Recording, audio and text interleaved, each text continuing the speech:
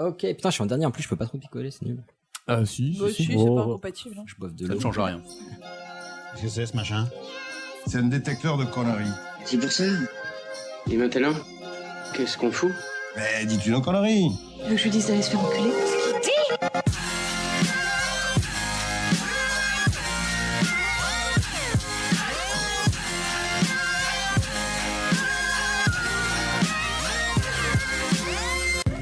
Vulgaire? Je trouve ça vulgaire. Oui, je trouve ça vulgaire. Bonjour et bienvenue pour ce nouvel épisode de Pardon Maman, le podcast de vulgarisation qui traite des petits et des grands sujets pour les rendre les plus vulgaires possibles. Aujourd'hui, avec moi pour vous divertir, j'ai une fine équipe avec le retour de Juan. Ouais. Bonjour. Ah. Retour de Franche-Comté, ça s'est bien passé? J'étais pas en Franche-Comté. étais en Franche-Comté. du coup, ça s'est très bien passé. Non, mais on leur a parlé de notre projet secret, tu peux leur dire maintenant. Non, j'étais pas en Franche-Comté. Oh, le mec, il est dans le déni. Bah, tu sais, Ouais. vacances et Franche-Comté, ça sonne pas tout à Ouais. fait. Oui, parce que tu voulais des vacances avec l'eau courante et l'électricité. Je crois. Ouais, voilà. Tu disais pas ça en nous montrant tes photos à Montbéliard tout à l'heure. Une belle vie. Tes selfies à tu Montbéliard n'as, plage. tu n'as aucune preuve. Nous avons aussi Hicham. Salut, Ça va? ça va et toi? Bah, très bien. Camille. Hello. Ça va? Bah écoute, oui, à part que la Franche-Comté prend cher comme d'habitude, mais sinon ça va. Mais on travaille sur des partenariats à long terme avec l'Office du tourisme, c'est bien. Oui. Juste pour dire, sur la planche, là, sur la table, on avait 3 fromages différents, dont du Morbier. Personne Ouais, n'a sauf goûté. qu'il y avait du comté, Oui. on l'a éclaté, donc ton argument Oui, est ah oui, invalide. Ah, c'était du comté. Oui. Bon. Tu as compté, Franche-Comté. On coupera au Il y a- montage, merci. Il y a un truc dessus. Et aujourd'hui, nous avons un invité que vous connaissez certainement, qui n'est autre que le Captain Web. Merci. Bravo. Yeah. Bonjour. Bonjour à tout le monde. Puis Comment merci, ça va merci pour l'invitation. Ça va, ça va. Il y a de la bière, il y a du fromage. Enfin bon, il reste du Morbier, quoi. Mais, Bah écoute, ça me fait très plaisir de te recevoir. mais ça me fait très plaisir d'être ici. Et puis, bah écoute, on a connu ton podcast depuis des années. Alors pour ceux qui ne connaissent pas le Captain Web, les quelques-uns et quelques-unes, un énorme pionnier du podcast français, parce que ça fait ce que tu 10 nous ans. raconter un peu ce que tu fais. Ouais, ça va faire quoi? Ouais, ça fait 9 ans, effectivement. On va entamer la 10e saison. On fait du podcast. À l'origine, c'est un podcast technologique. C'était comme Numéro ça. un sur Numéro Voilà. 1. Numéro 1. Voilà, le premier épisode, on parlait de ça.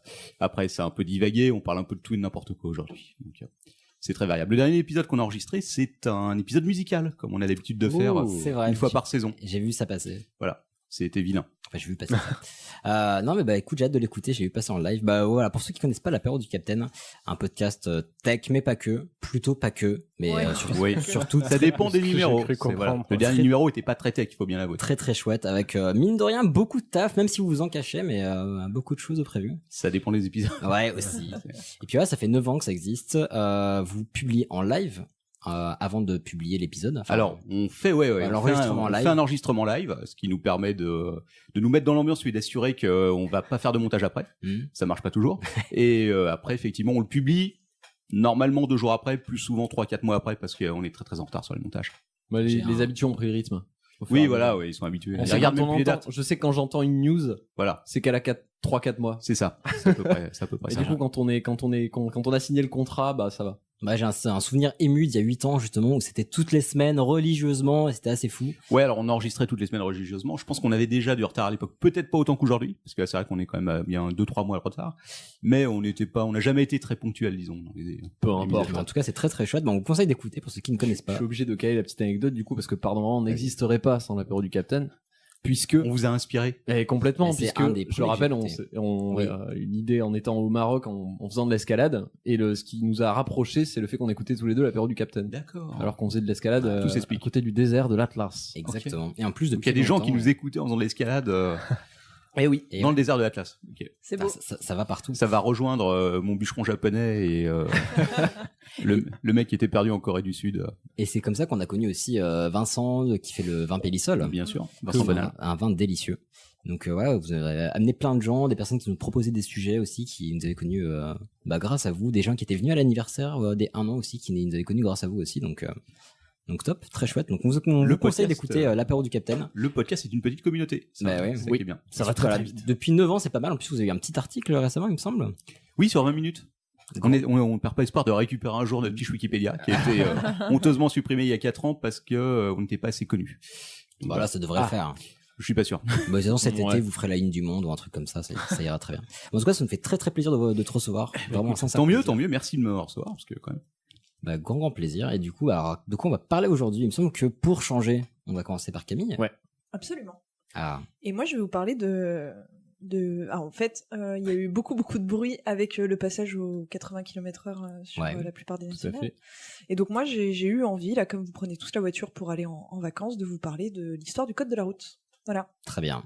Moyen-Âge, j'imagine, enfin classique. Bien on sûr, peut résumer bien sûr, ça. L'an 1000. Voilà. Après, on va passer à Captain. Oui, tout à fait. Et donc je vous donne mon sujet tout de suite. Je vais vous parler des armes à feu fabriquées avec des imprimantes 3D, entre autres. Parfait. Parce que c'est un peu ma passion. Voilà.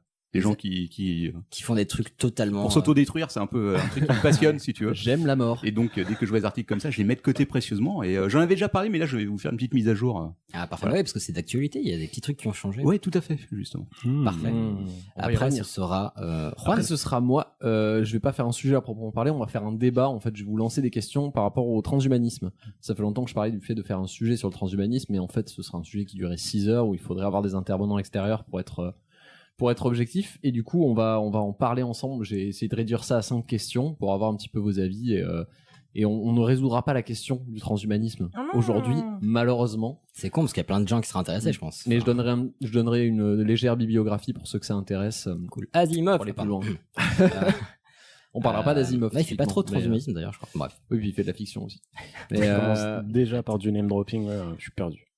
Ok. On en reparlera, mais on terminera avec toi, du coup. Avec moi, effectivement, j'ai parlé de l'immunité diplomatique et de la diplomatie et de l'immunité diplomatique, plus particulièrement, tout bêtement parce que je me demandais comment ça marchait et pourquoi ça devait exister et à quoi ça servait et pourquoi ça part potentiellement en couille. Donc, est-ce que c'est cool d'être diplomate?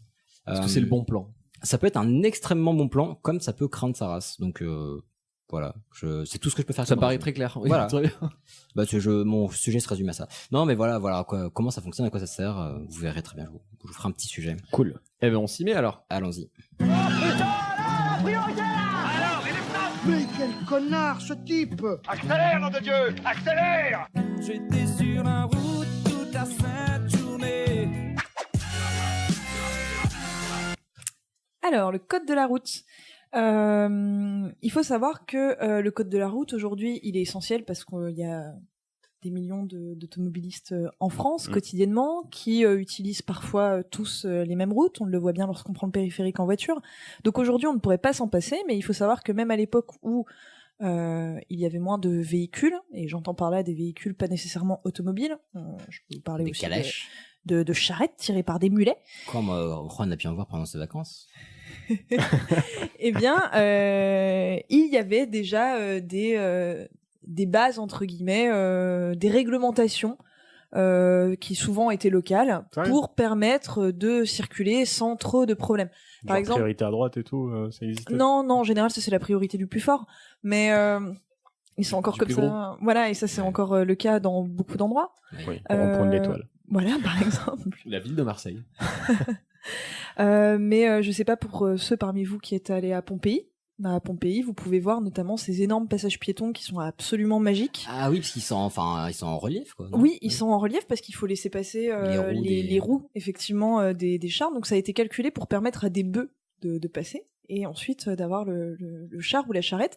Et donc ça fait des énormes parpaings sur lesquels tu sautes de parpaing en parpaing pour et il y en a plein. C'est-à-dire il n'y en a pas que 4 pour toute la ville, il y en a tous les 50 mètres littéralement. Donc il y a plein de petits passages piétons. Putain, à tu vas au taf, tu dois jouer à la marelle, c'est insupportable. Ce qui veut dire c'est que exactement ça. il y avait un écart réglementaire sur les routes chars en fait. Ouais, pour avoir. Ah bah oui, parce que Mais sinon, oui, et je pense quand même que l'écart est assez large parce que à Pompéi, il y a quand même une belle petite distance, hein, c'est-à-dire tu essayes de prendre les passages piétons de Pompéi avec un enfant de 3 ans, il se rétame et il a plus de dents, quoi. Hein, concrètement, voilà, faut porter l'enfant. Mais il y en a qui cherchent un moyen de réguler la population assez simple. Et là, bon, on sort un peu du code de la route, mais on a également l'empereur Auguste qui va vraiment commencer à créer un vrai réseau routier en Europe. En mettant des bornes, en mettant des messageries, donc ce qu'on appelait en gros des postes, donc des endroits où vous pouvez changer votre cheval pour avoir un cheval neuf en quelque sorte. Comme des stations essence au final. Parce que le vôtre est en train de crever. C'est un petit peu le concept des aires de repos, parce que du coup tu pouvais manger, boire un petit coup à la taverne de Maître Canter et ce genre de choses. Mais les vraies entre guillemets règles qui vont vraiment concerner la façon de conduire, en France elles apparaissent assez tardivement, elles apparaissent au XVIIIe siècle. Et elles concernent Paris. au début. Donc, comment ? Ben tiens. Me Donc, voilà étonné. la première, elle date de 1725, et donc en fait, on va imposer en 1725 un nombre de chevaux concernant qui peuvent tirer en fait le véhicule selon le poids ou le nombre de roues de votre véhicule. Pourquoi ? Parce qu'à l'époque, la plupart des routes sont en sol meuble, ça va être de la terre battue ou quoi, et donc plus vous mettez de chevaux, Plus ça défonce la route. Voilà, plus ça défonce la route. Donc on en a un petit peu marre de refaire les routes toutes les 2 minutes. Donc du coup, on essaye de faire pour que les gens, avoir beaucoup de chevaux qui tirent votre petite charrette, ça veut dire que vous êtes riche, que vous avez les moyens d'en avoir beaucoup. Donc les gens des fois avaient vraiment des véhicules de merde, mais se la pétaient avec C'est marrant comme ça n'a un pas nombre de changé chevaux. en fait. Bah ouais, c'est ce que fait Hidalgo avec les stickers critères là. Avec les. Oh là, quoi ? Vas-y, Bah, développe. Ça dénonce. Bah non, c'est vrai, mais c'est bien ce qu'elle fait. Par rapport à quoi ? La puissance du moteur, tu veux Non, du carbone qui sort des Ah oui, trucs. oui, ok. c'est- Ah voilà, Il y a peut-être la même chose, Tu sais, les numéros 1, ouais. 2, C'est 3. peut-être la même chose sur les charrettes avec le méthane, quoi. Tu vois. Ah, peut-être, ouais. Tatoué sur le cul des chevaux. Non, mais Les particules fines. c'est vrai que c'est amusant N'oublie parce pas que le t'avais covrette. un mec qui avait une pauvre petite charrette en bois pour aller au boulot, mais il pouvait, s'il avait le kiff, il pouvait mettre 6 chevaux quoi. Et donc du coup, au bout d'un moment, les rois se sont dit non mais ça sert à rien de mettre 6 chevaux pour ta charrette qui a uniquement 2 roues. Alors après, il y avait déjà des réglementations. Par exemple, avoir 8 chevaux, c'était réservé aux ducs et aux duchesses, aux princes du sang. Enfin, voilà, il y avait quand même, on pouvait pas faire tout à fait ce qu'on voulait. Mais là, ça a vraiment permis de réglementer et d'avoir également moins de chevaux un petit peu partout dans Paris parce que les rues étaient étroites et donc avoir un truc avec des tas de chevaux dans tous les sens. Ça chiait partout. Bah, ouais, Voilà, déjà. c'est pas Ça pratique. ça devait consommer, putain. C'est un peu Exactement. l'équivalent des mecs qui roulent en Jeep à Paris aujourd'hui, quoi. C'est Oui. les Oui. grosses Jeeps qui. C'est exactement ça. Exactement. Où il faut une échelle pour monter. Et donc le XVIIIe siècle, c'est également la période des premiers accidents de véhicules automobiles. Étant donné qu'à cette époque-là, il y a une automobile qui est créée qui s'appelle le Fardier de Cugnot. bien. Voilà. Très bien. Ouais, et donc en fait, j'ai regardé les photos, les représentations. Ouais. Et donc je crois que c'était fait pour transporter si ma mémoire est bonne, pour transporter du matériel. Enfin, le but n'est pas de déplacer des êtres humains avec cette chose, mais il y avait un être humain dessus et ça fonctionnait avec de la vapeur. Donc devant, vous avez un énorme chaudron, en gros, qui produit l'énergie pour que le truc avance et ça va à vitesse de pointe de 3 km/h quand même. C'est... Ah bah génial. Mais tu fais ta soupe en même temps, tellement pratique.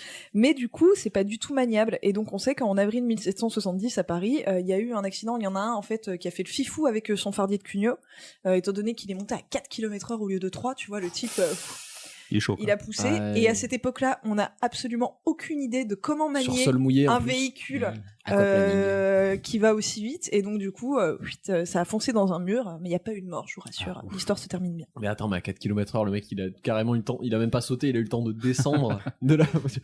De retirer toutes les affaires. Attention, ça va le percuter. C'était des Suisses, c'est ça. C'est vrai que 4 km, ça fait pas beaucoup. Hein. Bah non, on, c'est marche, la on merde. marche à combien ? On marche à. En moyenne, c'est 5, entre 6. 4 et 7, je crois. Ouais. Ouais. Donc voilà, c'est pour ça que je vous dis, ça n'était pas fait pour transporter des hommes, ça n'aurait aucun intérêt. Bah non. Voilà. Je pense à péter. Sauf éventuellement mamie pour aller à la kermesse ce dimanche, mais voilà. Et donc on a ce premier accident automobile en France, et le 17 septembre 1786, donc au final 15 ans plus tard, on a le premier délit de fuite. Hein, voilà, À 4 km/h. le premier connard. Et donc Bah, il a été poursuivi par une voiture de police qui allait moins vite que lui, donc il a pu se barrer. non, mais alors là, il s'agit pas d'un véhicule automobile, il s'agit d'un véhicule avec, tiré par des chevaux, mais c'est un type qui a écrasé un mec et qui lui a fracassé le crâne, donc le monsieur est mort et il s'est enfui avec son carrosse. Et la police s'est dit merde, ça nous était jamais Ah, on arrivé, a pas d'habitude prévu. il s'arrête. Où est mon gyrophare ? Merde. Et donc on s'est dit, on va peut-être compter ça comme un délit, les gars, parce que franchement, il y a plus de respect. Ouais. Il y a Pas plus cool. de respect, quoi. Écraser Michel, d'accord, mais et on n'a jamais retrouvé le mec. Donc comme Ah oui. quoi, dans Paris, c'est possible Ah. de t'enfuir avec un carrosse. calèche. Ne le Voilà. faites pas d'ailleurs. Non, non, non. De t'enfuir en calèche, non, je pense qu'il n'y a pas de risque. Mais pour ce qui va être vraiment de codifier, de jeter des bases et des règles, à votre avis, qui va être le personnage français qui va dire vraiment, qui aime bien codifier les trucs? Ça va encore être Napoléon, cette histoire. Oui, Bah c'est Napoléon. Tu te rends compte qu'en fait on t'écoute. Mais oui. Enfin, tu nous as appris des choses, c'est ouf. C'est impressionnant. Donc Napoléon, en 1804, il va faire une règle qui aujourd'hui est une de nos grandes règles. La règle C'est lui de trois. qui va rendre la conduite obligatoire à droite. Ok. Voilà. D'accord. C'est-à-dire qu'avant, on a plutôt tendance Quel grand à conduire entre guillemets sur la gauche. C'est pour ça que les Anglais. J'y arrive. Ah. J'y arrive. Ouais, spoil. J'y arrive. En gros, avant, on avait tendance à plutôt, conduire, se déplacer sur la gauche, étant donné que les chevaliers portaient leur épée à droite, et enfin, c'était pour éviter que, du coup, ça s'entrechoque quand ils se croisaient. Et Napoléon va faire une bataille, donc je ne sais plus laquelle, mais où, là, on est au début de... La bataille de la 13. On est au début de sa carrière, donc c'est les périodes où il baisait un petit peu tout le monde. Et Alors en fait, il y a En combat. Hein. Hop, une petite zipette là. Pardon, excusez-moi, où il gagnait un petit peu contre tout le monde. Et donc, à cette époque-là, les batailles se font dans des champs de bataille. Il y avait une colline. Et l'habitude l'élégance voulait que lorsqu'on attaque une armée, eh bien, il fallait l'attaquer par la gauche. C'était l'élégance. Et Napoléon, il s'est dit, je vais faire le traître, je vais les attaquer par la droite. Quel chien, ce Napoléon. Puis surtout, c'était l'élégance. Aucun respect. Voilà. Ça, tu Il s'est fais dit la guerre. aucune élégance, et donc il a eu ses adversaires en les prenant par la droite, par l'effet de surprise en fait. Et donc il s'est dit, pour célébrer ça, On va conduire à droite. on va conduire à droite. Il l'a imposé dans toute l'Europe. Sérieux Et les Anglais ont dit, eh bien nous on continuera de rouler à gauche Et on pour t'emmerde. faire chier Napoléon. Exactement. Voilà. Donc On est légitimement sur une information que je ne connaissais pas du tout. Ouais, Là, je tombe Mais des nues. Napoléon est plein de surprises quand même. Mais oui, On il croit a tout tout fait, savoir ce type. et Mais il a tout fait, voilà, il a tout fait. il est formidable. Alors en 1852, ça c'est une information vraiment, il faut que je vous la donne, on définit que la longueur maximum des essieux sera de 2,50 m. Oui. Voilà. quoi, Et ça se répercute encore aujourd'hui. C'est comme vous le découvrirez dans notre épisode spécial qui sera déjà sorti en fait. On enregistre ça mais il sortira avant. Voilà. Les essieux, c'est les trottoirs. Non, les essieux c'est des roues. c'est tu sais le Entre les châssis deux qu'il y a entre les deux roues. Ouais. D'accord, ok. Moi je pense qu'en fait on s'est dit qu'on allait faire ça étant donné que de toute façon ça ne passait pas dans la plupart des rues sinon, donc je pense que ça a été une déduction logique. Alors, en 1893, donc là on commence vraiment à se rapprocher salement de notre époque, eh bien il y a vraiment les véhicules automobiles qui commencent à se développer. En 1893 quand même, c'est quand même absolument foufou, il y a 1700 véhicules automobiles en France. Principalement Voilà. à Paris, j'imagine. En Ouais. 1893. 95%. 93, ouais. Donc il y a Il y 120 a ans. ouais. Ah ouais. Ça c'est pas allé vite. Hein. Le Fordisme et tout ça, Ford et tout ça, c'était. C'est un peu après. C'était Bah, après. ouais. C'est Ouais. début du 20e siècle. Ouais, c'est ça, Ouais, je dirais ouais. les années 30, je sais plus, Ok, un truc ok. comme ça. C'était pas Ouais. un peu Années avant, 20, un petit années peu 30. avant. En un petit peu Première avant. Guerre mondiale, non? Ouais, je sais plus. je Ouais, saurais plus c'était vous dire. avant la guerre mondiale. Non, mais avant laquelle? La première. Ah bon? Le Fordisme? Bon. Bon, bref. Non, la checkera. deuxième. La Tu deuxième. nous feras un petit checkerez sujet pas. sur le Fordisme. Ouais, c'est bien. Oh. Alerte digression. Alerte Attends, il y a un nouveau digression. jingle. Merci de libérer le micro afin de retourner au sujet. C'est insupportable. Ah, c'est bien, vous avez prévu des jingles pour tout. C'est une bonne chose. Il est tout nouveau celui-là. Il est vachement bien. Hicham l'a fait Si aujourd'hui. tu peux me l'envoyer éventuellement, ça pourrait me servir. Ouais, mais connaissant Manox, c'est quoi, c'est moyen qu'il le spam et ça peut être dangereux du coup. Ah bah, t'entendras avec ça. Bah, pendant si tout on l'épisode. essaye, hein. Ah mon dieu. Alerte C'est bon, allez, on C'est reprend. bon, je peux continuer mon sujet? Absolument. Voilà, merci bien. Donc en 1893, il y a 1700 véhicules en France, comme je vous disais, donc ça commence à être un petit peu foufou, hein, essentiellement à Paris en plus, donc Paris n'est pas du tout une ville adaptée pour des véhicules automobiles. Hein, il y a Toujours pas d'ailleurs. encore des finalement. pavés partout. Oui, mais là, à l'époque, en plus, il y a des pavés, Oui. Ouais. tu vois, et des rues toutes Si je chope étroites. celui qui a créé ces putains de voies romaines. Merci, mais 68. Donc du coup, on va mettre en place quelques obligations. L'obligation d'avoir une autorisation de conduire, ça c'est à Paris. Donc cette autorisation de conduire, en fait, elle se fait, vous allez passer en gros une petite visite médicale. On va vérifier que vous êtes apte à toucher les pédales. Vous avez deux bras, deux jambes. Voilà, que vous n'êtes pas Et les aveugle. jambes assez longues. Et on vous donne ça. On vous donne cette autorisation de ce certificat de capacité en fait à conduire. Et on va mettre les premières délimitations de vitesse, 12 km/h pour Paris max, Ah, c'était strict. Ouh. et 20 km/h pour tout le reste de la France. Ah ouais, Ok. donc ça fusait quoi. Ah bah Il y a la attends, peine de nous faire chier avec le 80 km/h maintenant. Ça pourrait être à 20 les gars.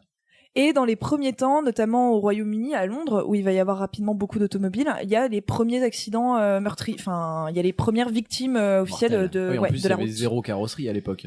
Ça devait être Ah bah une- non, ça devait non, être une c'était boucherie. Hein, voilà, un c'était accident vraiment de que du voiture. truc extérieur. Bah souvent, malheureusement, c'était avec des piétons. Hein. C'était pas Ah deux bah, voitures qui se rentraient oui. dedans. Je Schlag. l'ai pas remis. Voilà, mais c'était avec des piétons. Et donc voilà. Donc C'était avec des piétons. Quand tout à coup, n'est-ce pas? Et en 1901, il va y avoir pas mal de petits accidents et de délits de fuite. Pas mal de piétons qui manquent de se faire renverser à Paris, mais qui survivent et qui se disent, bah purée, le type il s'est cassé tout chousse à 20 km/h avec sa voiture, j'ai rien pu faire. Ce serait bien qu'on ait quelque chose pour les reconnaître. Donc on se dit, bah tiens, si on numérotait les véhicules, comme ça on peut exactement. Et en plus on va faire une numérotation pour les véhicules, mais uniquement pour les véhicules qui peuvent dépasser les 30 km/h. Voilà, Okay. c'est seulement dans les années 20 qu'on se dit bah non, en fait on va numéroter tout le monde, hein, ne nous embêtons pas. Et en 1901 également, on va installer les 4 premiers panneaux de signalisation. Donc les 4, ils étaient où? Sur la route entre Paris et Trouville. Ah, attends. 4. Quand tu dis c'est pas 4 panneaux différents. Non. C'est pas genre le stop, attention. Non, je crois que c'était priorité à droite, pour tout te dire, et il y en avait 4. C'est un début, mais c'est un début. Voilà. Oui, et c'était un axe super fréquenté, étant donné que beaucoup de Parisiens passaient le week-end dans la maison de campagne à Trouville. C'était la mode. Voilà.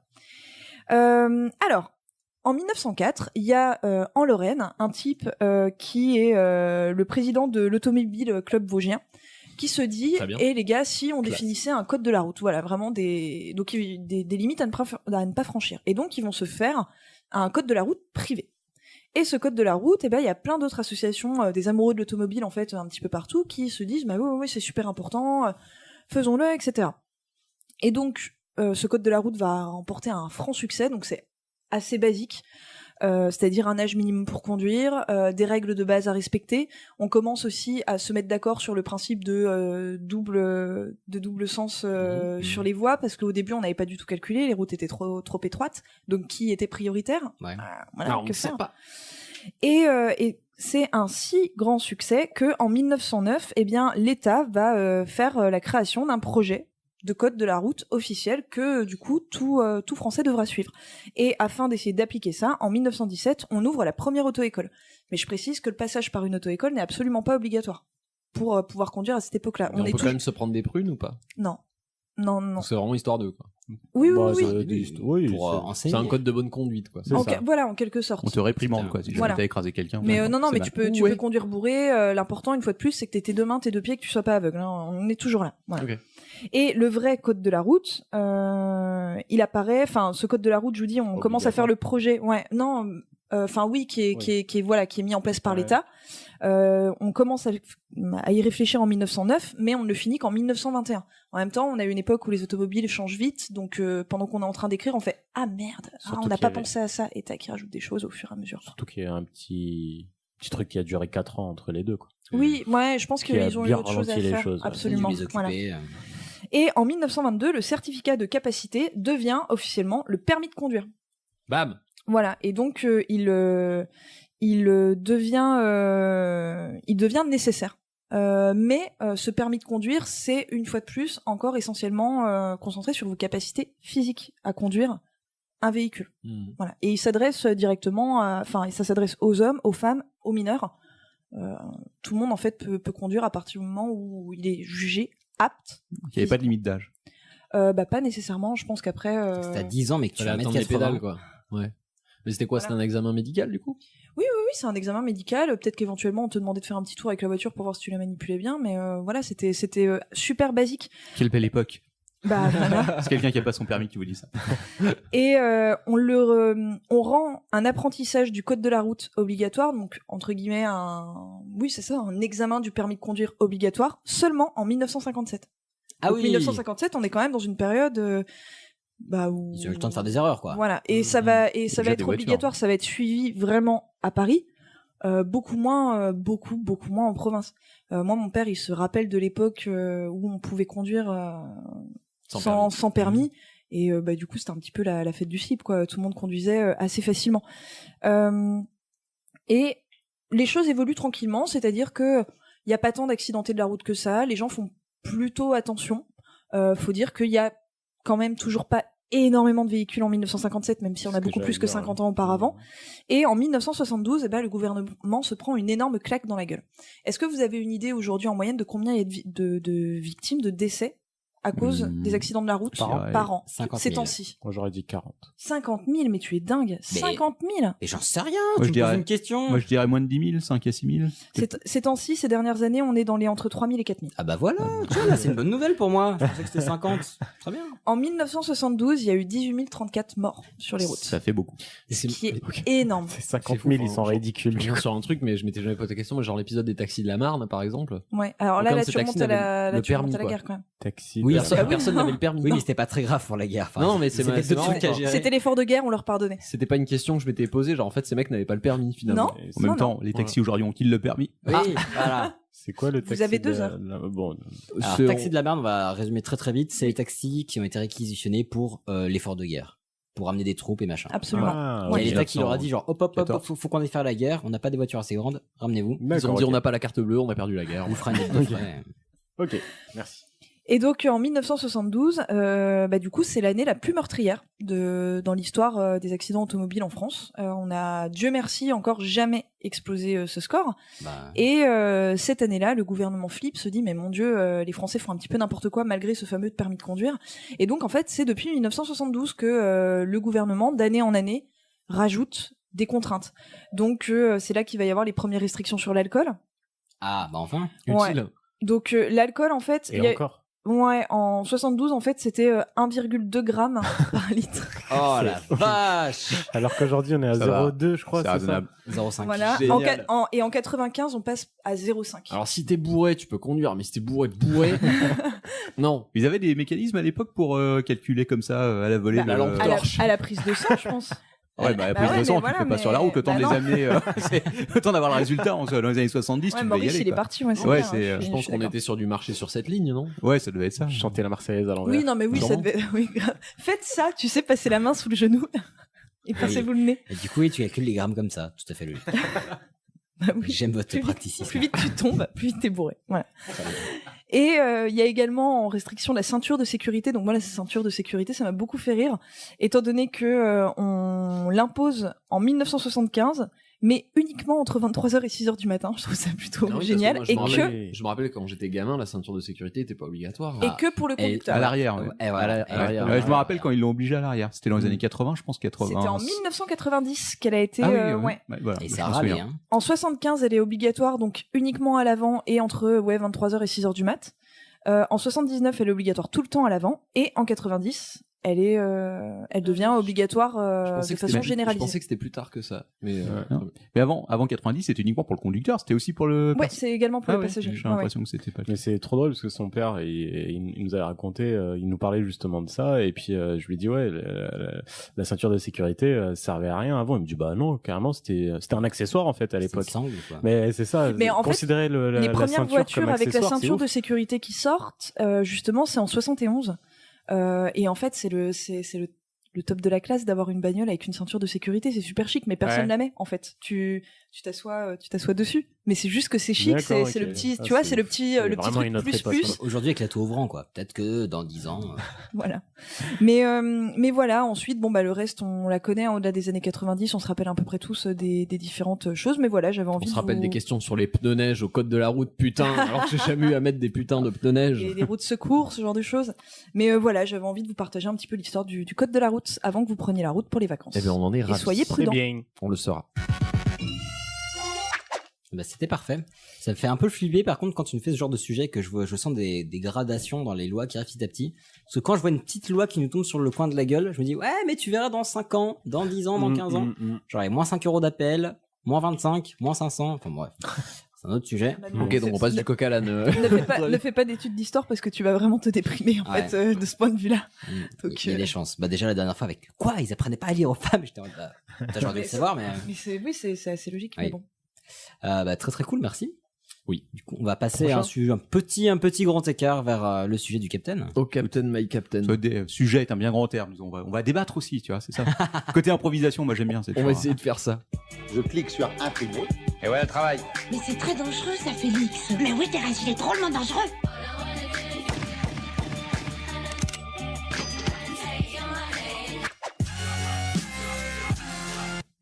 Alors, sujet dont j'avais déjà parlé, mais vous l'avez pas forcément écouté parce que c'était il y a très très longtemps. C'était en 2012 quand on commençait à parler de ça un peu. Alors, le sujet de fabriquer soi-même ses armes, je sais pas, j'imagine que personne autour de vous l'a fait autour de cette table. J'ai pas essayé. Non, Alors non, si, voilà. j'ai déjà fabriqué une fronde. Voilà, bon, ça sert à arrêter là. Voilà. Et j'ai déjà essayé de fabriquer un pistolet en Une bois parce arbalète, qu'il y a une mécanique pour Une faire arbalète. un pistolet avec Avec du des bois. élastiques. Avec Non. des élastiques. Avec des boîtes d'allumettes. Non, mais tu peux vraiment fabriquer une arme létale quand elle est utilisée à bout portant avec du bois. Oh là là, vous me faites peur. Bon, ouais. Oui, il y a plein. Après, voilà, on peut être original. Il y a plein d'idées, si tu veux, pour s'amuser comme ça. C'est un peu du do-it-yourself. Voilà. Mais pour tuer des trucs. Voilà. Alors bon, la législation pour les armes, on la connaît dans les différents pays du monde. En France, c'est plutôt pas autorisé. Bon, évidemment, t'as le droit aux armes de chasse, Plutôt pas, etc. Et voilà. Par contre, aux États-Unis, c'est le second amendement. Open bar. Ah bah c'est... Voilà. Donc ouais. on touche pas au second amendement aux États-Unis. En tout cas, bon, vous avez des pro-NRA et il y a énormément de monde qui tient à ce second amendement qui dit que si tu as le droit de porter une arme à feu pour pouvoir te défendre. Voilà. Ça, c'est... Quel que soit l'âge d'ailleurs aux États-Unis, je me suis Alors toujours justement, demandé. oui, il n'y a pas de limite sur l'âge. Et ouais, Sérieux tout à fait, il n'y a pas de limite sur l'âge au second amendement. D'ailleurs, si vous avez l'occasion de voir, il y a un documentaire, une série en fait documentaire qui sort, qui est fait par Sacha Baron Cohen, Ouais. qui s'appelle This is America. Et regardez le trailer. Who is America? Who is America, peut-être, ouais, exact. Regardez ça, parce que c'est donc il est allé, il s'est déguisé, il est allé interviewer des gens et pro NRA si tu veux. Et effectivement, ça parle du fait qu'il n'y a pas de limite sur le portage. C'est absolument excellent. Il est allé jusqu'à piéger Sarah Palin, je crois, avec ce truc. Alors j'ai juste vu le trailer en fait, mais le trailer dure 9 minutes. Si vous avez l'occasion d'aller voir ça, ça devrait vous interpeller. Tout ça pour dire que ça pourrait sembler un cauchemar, mais pourtant nous y sommes. Ça y est, chacun peut aujourd'hui créer son arme chez lui à peu de frais. Alors avant c'était un fantasme, imagine créer une arme à feu, ça semble compliqué. Il faut travailler le métal, il faut connaître, c'est très précis, etc. En 2012 en fait, on a quelqu'un qui s'appelle Cody Wilson qui a fait beaucoup parler de lui aux États-Unis. C'est le héros de ce qu'on appelle le crypto-anarchisme. Alors le crypto-anarchisme, c'est quoi? C'est un anarchisme lié à Internet et au fait qu'on puisse faire dire ce qu'on veut, évidemment, ça c'est le premier moment, mais surtout diffuser des choses sur Internet qui ne sont pas autorisées normalement. Et le fait qui est guérilla, c'est un libertarien, ça. Okay. Ouais, alors c'est un peu plus compliqué que ça, parce qu'en plus Cody Wilson, il est un peu particulier. Il est censé être de gauche. Enfin bon, aux États-Unis, la gauche c'est pas forcément celle qu'on a ici, mais il est pro NRA et vraiment une de ses fixations, c'est le fait que tout le monde ait le droit d'avoir une arme.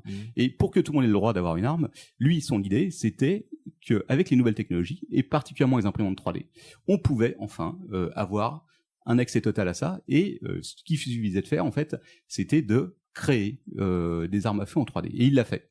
Il a créé ce qu'on appelle le Liberator, qui est la première arme qui était faisable sur une imprimante 3D classique. On peut acheter aujourd'hui, franchement, une imprimante 3D, ça coûte quoi? 200, voilà, ça commence dans les 200-300 euros. T'en as une très bonne à 1000 euros, 1005, 2000 euros.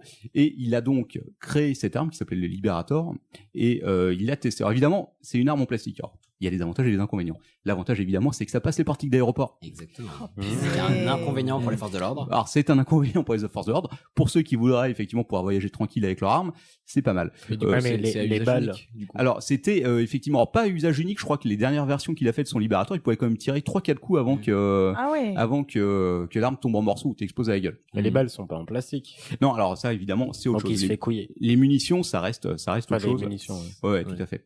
Mais en tout cas, c'est ce passage, si tu veux, du Fab Lab à l'armurerie un peu personnelle que tu peux avoir chez toi, c'était une grande étape. Et surtout, c'est pas le fait qu'il ait réussi à le faire, parce qu'il avait fait, il a une chaîne YouTube, il avait montré tout comment ça se faisait, mais surtout le fait qu'il ait mis à disposition les schémas gratuitement sur Internet. Ouais. Donc, il les a mis en ligne. Évidemment, ça a été chargé des dizaines, des milliers de fois.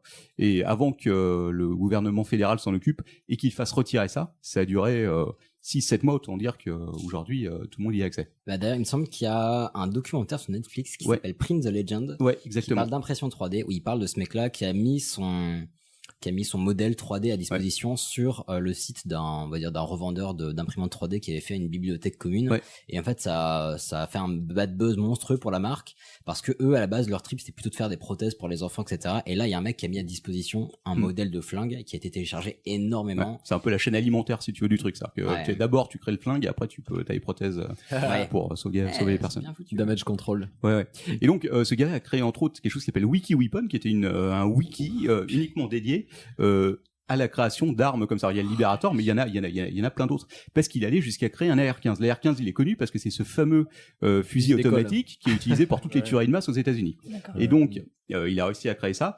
Au-delà de ça, en fait, alors faut rentrer un peu dans la technique. Une arme aux États-Unis, enfin partout d'ailleurs, c'est composé de plusieurs parties. Aux États-Unis spécialement, il y a une partie qui est considérée comme l'arme en tant que telle. Le reste, c'est quasiment des accessoires. Cette partie, c'est ce qu'on appelle le lower receiver, qui est en fait la partie qui comprend la gâchette et l'introduction des balles quand elles passent dans le canon.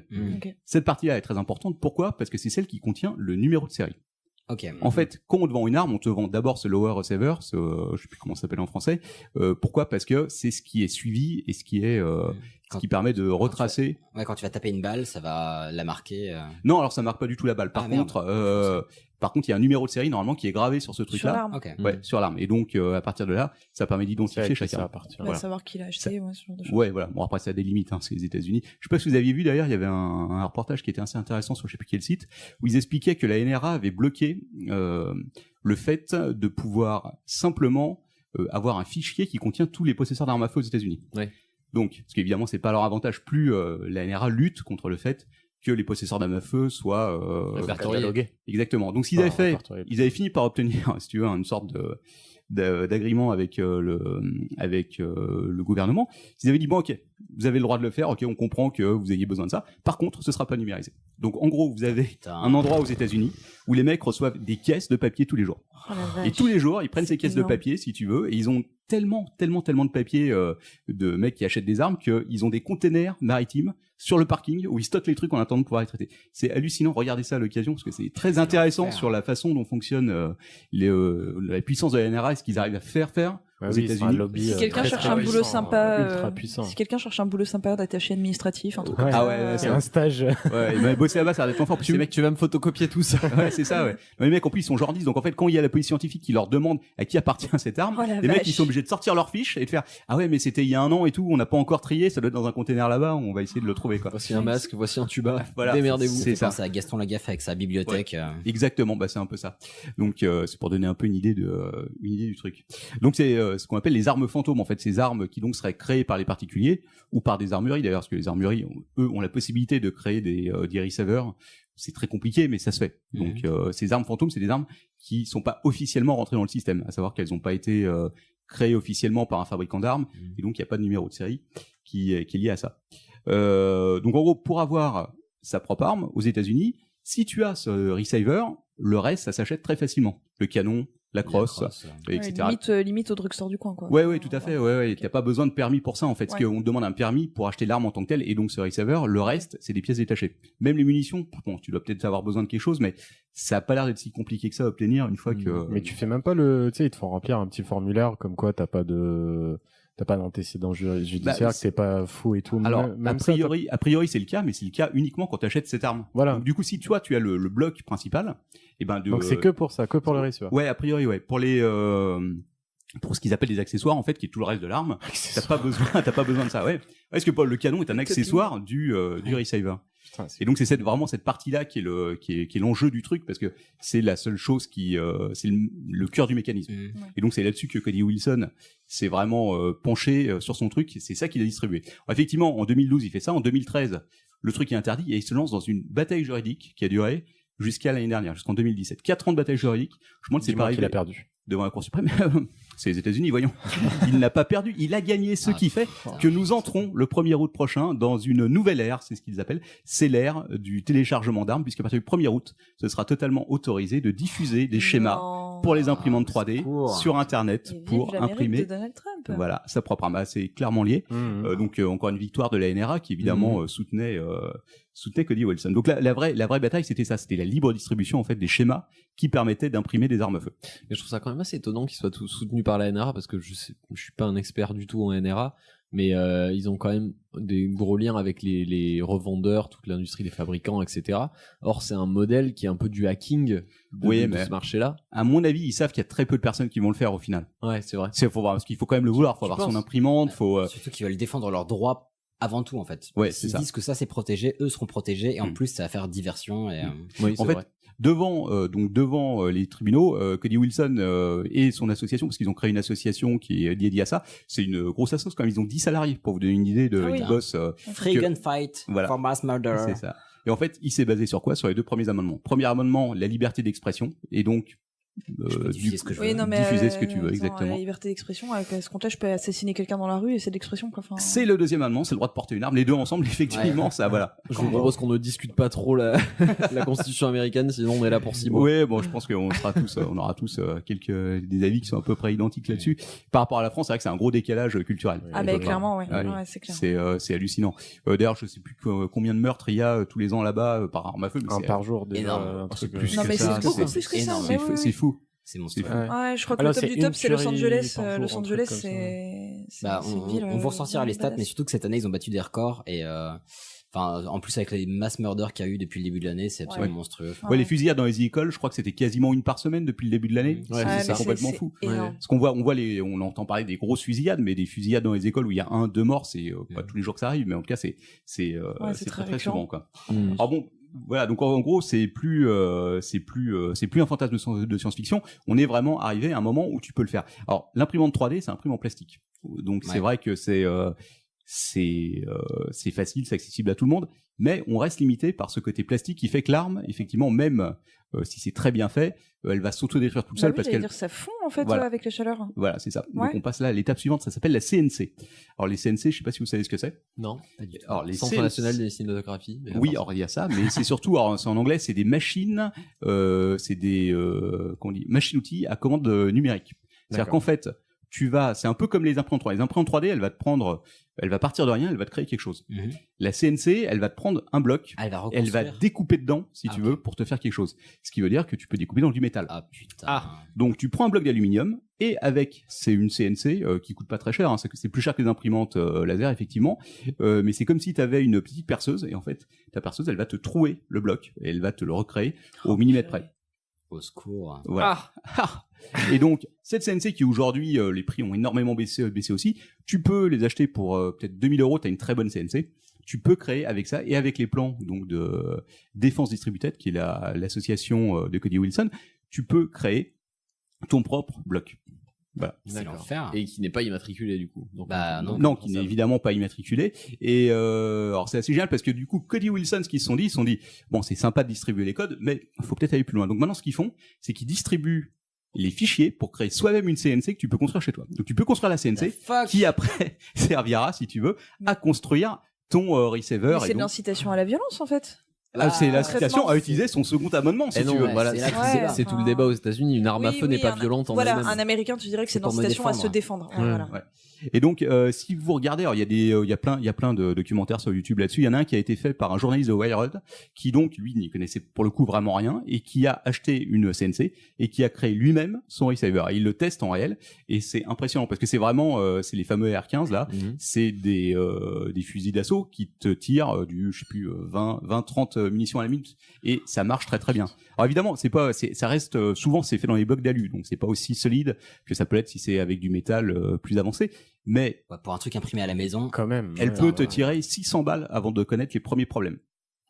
Donc t'as le temps Ah, de tuer des T'as- gens t'as- avec. Ouais, carrément, t'as le temps de faire Voilà. un carnage.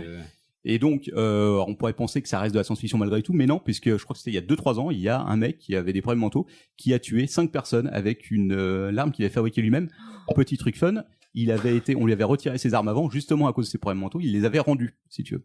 Et il a réussi à en fabriquer lui-même, et donc à commettre ces meurtres. génial. Quelle Mais angoisse. c'est fou que ces arguments aient pas eu plus de Mais poids oui. au niveau juridique lors d'un procès en fait. Bah, je pense que la NRA a beaucoup joué là-dessus. Mais Ils ont bien sûr. dû, de dire, voilà, c'est parce que du moment que tu mets, ne serait-ce qu'en doute, je pense, le second amendement, Ah ça, ouais, c'est pour la NRA, c'est pas possible. Ils Ouais, ont besoin ouais. de lutter contre ça, même si, bah, de toute façon, on voit bien ce qu'ils ont fait dans toutes les tueries qu'il y a eu. Ils soutenaient quoi qu'il arrive. Ils en Bah sont. oui. Leur argument, c'est non, mais pour C'est la personne qui c'est- est instable, c'est pas la faute Ouais, des armes. Exact, c'est pas la faute des armes. Donc, armons les professeurs. C'est le Et ils grand ont thème. une, Oui, putain, ils mais ont une quel- excuse, moi, quel qui me rend dingue, c'est regardez tous les attentats qu'il y a en France avec les voitures. Oui, voilà. C'est ouais. pas la faute de la voiture, c'est la Exactement. faute du type.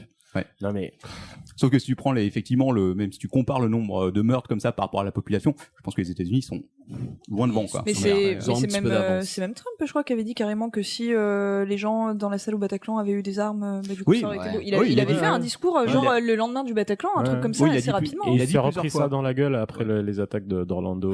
Bah oui, qui ont tombé pas longtemps plus tard, mais ouais, ça m'avait choqué moi ce discours. Anyway. Et alors, évidemment, le truc marrant, c'est que Cody Wilson et toute sa petite équipe, en fait, ils soutiennent aussi, ils utilisent l'argument du libre et de l'open source pour défendre aussi leur truc. Donc c'est Et alors, Linux open source, Voilà, pourquoi je c'est- peux pas avoir des armes open source exactement. Rien à voir. Et donc, bon, en tout cas, à partir du 1er août, c'était là où je voulais en venir. On a donc c'est la dernière étape, savoir que ce sera officiellement autorisé. Donc, évidemment aux États-Unis, mais c'est Internet, donc n'importe qui en France pourra télécharger ces schémas, qui étaient déjà plus ou moins accessibles. Mais en tout cas, c'était pas les derniers schémas qui étaient disponibles parce qu'ils continuent de travailler dessus. Ils ont commencé effectivement par ce fameux Liberator, qui était un flingue tout simple en plastique qui pouvait tirer un ou deux coups. Là, ils en sont à des fusils d'assaut et ils distribuent tous les codes. Etc. Et le reste, même si en France effectivement c'est interdit, c'est toujours la même chose. Ça reste le receiver qui reste cette base indispensable pour créer l'arme à feu. Le reste, je pense, bon, enfin essayer enfant, je vais pas le faire, mais je pense que ça va pas être si difficile que ça de trouver Ah ouais. Non, les pièces détachées. les pièces détachées. Même en France, quand tu vois que, je sais pas si vous avez fait un patator quand vous étiez plus jeune. Oui. Globalement, une machine à balancer des patates avec de l'air comprimé. Mais c'est considéré qu'une arme de catégorie 3 ou 4, je sais plus. Enfin, t'as le droit de le transporter que quand il est démonté. Enfin, c'est un truc assez réglementé parce que ça peut faire très très mal. Bah, quand t'es gamin, tu vois ça, tu peux acheter des tubes, tu le fais, quoi, parce que Oui, c'est bah rigolo oui, et tout. Bah, un gamin qui est con, il va vouloir essayer aussi. Au début, il va se dire genre, c'est juste pour shooter sur des cadettes. Puis il va avoir une frustration, un mal-être, une dépression, n'importe quoi, et il va buter des gens ou se buter. Enfin, c'est complètement con. Avec des patates. Enfin, c'est comme les recettes C'est d'explosifs. À l'époque, au début des années 2000, Oui, je bien trouvais ça sûr, partout ouais. sur tous les sites. T'allais retrouver le fameux guide de l'anarchiste, etc. Aujourd'hui, c'est quand même bon, c'est plus compliqué. Je dis pas que c'est impossible, là, malheureusement. Ouais. Mais Un petit peu de darknet et puis hop, c'est réglé. ouais, exactement. Il y a 2-3 trucs qui sont très intéressants. Il y a un documentaire de 25 minutes qui s'appelait Click Print Gun, qui était spécialement sur Cody Wilson, justement. Oui, c'était en 2013, donc, au moment où il y a eu ce fameux débat et où il a été interdit de diffuser ses schémas. C'est un documentaire sur lui qui dure une demi-heure, je crois, et où il raconte ce qu'il fait, et surtout où tu le vois tester ses armes à feu. Il y a aussi la vidéo de Wired, où tu vois donc le mec tester son AR-15, et ça c'est absolument hallucinant, parce que c'est une arme, quoi. Tu vois pas la différence, honnêtement, avec tu peux pas, quand tu vois le truc comme ça, tu peux pas dire une seconde que ça a été fait à la main. Alors que le mec avait juste l'imprimante, enfin la CNC, et il a lancé le fichier, en 1 heure il avait son bloc. Alors après il y a un peu de montage à faire, etc., mais c'est ouais, une heure, je crois, ou peut-être 2 ou 3, enfin en tout cas pas plus. Oui, si ça dure une journée, c'est vraiment le maximum, parce que l'alu, ça se travaille très facilement en plus. Ouais. Quand Oui, t'as c'est pas de l'acier. Ah non, c'est pas de l'acier, etc. Mais ça reste assez solide pour pouvoir gérer. Donc c'est la partie qui prend la balle, qui avec leur sorte la refait monter dans le canon, et ainsi de suite. Donc voilà. Et sinon évidemment le site internet, si vous voulez jeter un coup d'œil, c'est defensedistributed.com, qui est le site internet de Cody Wilson et de son assos, où ils mettent en ligne tous les schémas, et où on vous conseille évidemment pas de le faire. Bien sûr. Oui, non, imprimé. clairement. Mais c'est intéressant d'un point de vue culturel d'aller voir un peu la façon dont ils défendent ça. C'est genre, rien que le nom du truc, le fait qu'ils appellent le premier Defense, prototype quoi. Liberator, Oui, bah oui. ça en dit long sur les intentions du Jean-Michel garçon. Propagande. Mais l'impression 3D en plastique a aussi fait beaucoup d'avancées en 5 ans.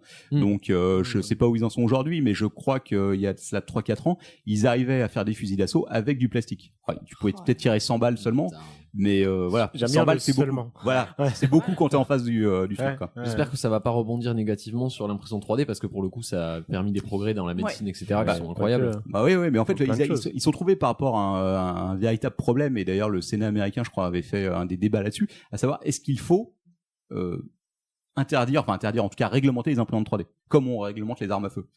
Et c'est pas pas. la promesse de base est super intéressante. Ah oui, mais les tout à fait. détournements sont horribles. Bah c'est comme toute technologie, de toute façon ça dépend de ce que t'en fais. Ouais, bien sûr.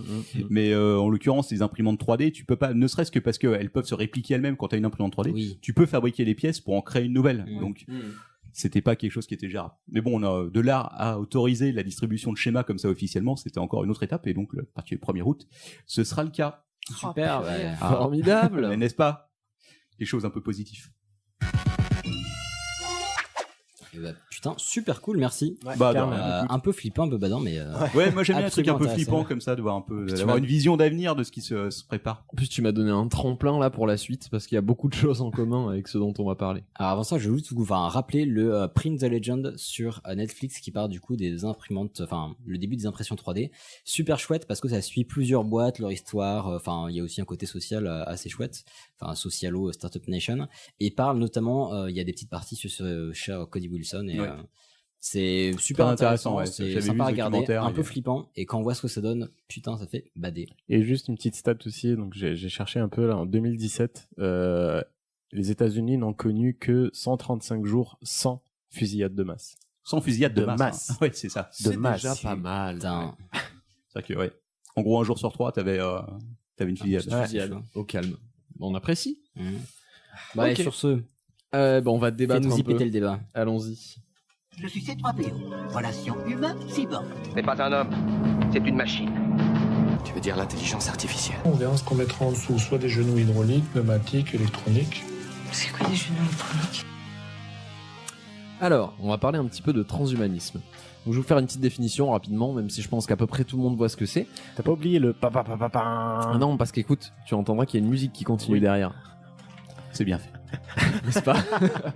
Donc le transhumanisme, c'est un mouvement qui s'intéresse au post-humain. Donc qu'est-ce qu'il peut y avoir après ce qu'on appelle La mort. l'homme 1.0? Bah non, justement. La mort dans le transhumanisme n'existe plus, mais on va en parler. Les transhumanistes, ils pensent qu'on doit prendre la question en main et avoir recours à plein de technologies, ce qu'on appelle les NBIC. Est-ce que ça vous parle, les NBIC? Les National nouveaux blocs Basket internationaux Center. de cybernétique. Ouais, bah non. C'est les nanotechnologies, les biotechnologies, l'informatique et les sciences cognitives. Oh, c'était pas loin. En gros, c'est les 4 outils dont on a besoin pour atteindre le transhumanisme. Et le but étant de modifier via ces technologies l'humain pour arriver à un humain qui serait 2.0. C'est un mouvement qui a pris surtout de l'importance près des pôles technologiques des GAFA, notamment donc Google, Apple, Facebook, Amazon, la Silicon Valley et la Chine. À la différence principale que dans la Silicon Valley, il y a encore un petit peu d'éthique, ce qui n'est pas forcément le cas en Chine, ce qui fait que la Chine évolue beaucoup plus vite, puisqu'ils ont beaucoup moins d'éthique. C'est un fait. Hein, désolé. Et donc, un des leitmotifs principaux du transhumanisme, c'est d'en finir avec la mort. C'est de libérer en fait l'humain de ses contraintes biologiques. Tuons la mort. C'est ça. Et du coup, j'ai bricolé un petit débat sur 5 questions. Donc encore une fois, on ne donnera pas une réponse à ce qui va se passer, à est-ce que c'est bien, est-ce que c'est pas bien, mais on va essayer d'y réfléchir. Alors la première, elle est très terre à terre. Je suis pas parti dans la philo directement. C'est une observation que j'ai eue personnellement. Alors la question, je l'ai formulée comme ça: la cosmétique est-elle le pont entre réparation et augmentation? J'ai un petit exemple pour vous aider. C'est on y voyait mal, on a créé des verres, des monocles, des lunettes. Ces lunettes aujourd'hui, on les choisit, pas avec des marques, des styles, etc. Et ça devient un objet cosmétique qui deviendra peut-être par la suite un objet d'augmentation. On en sera peut-être implanté directement. Et j'ai un autre exemple assez parlant.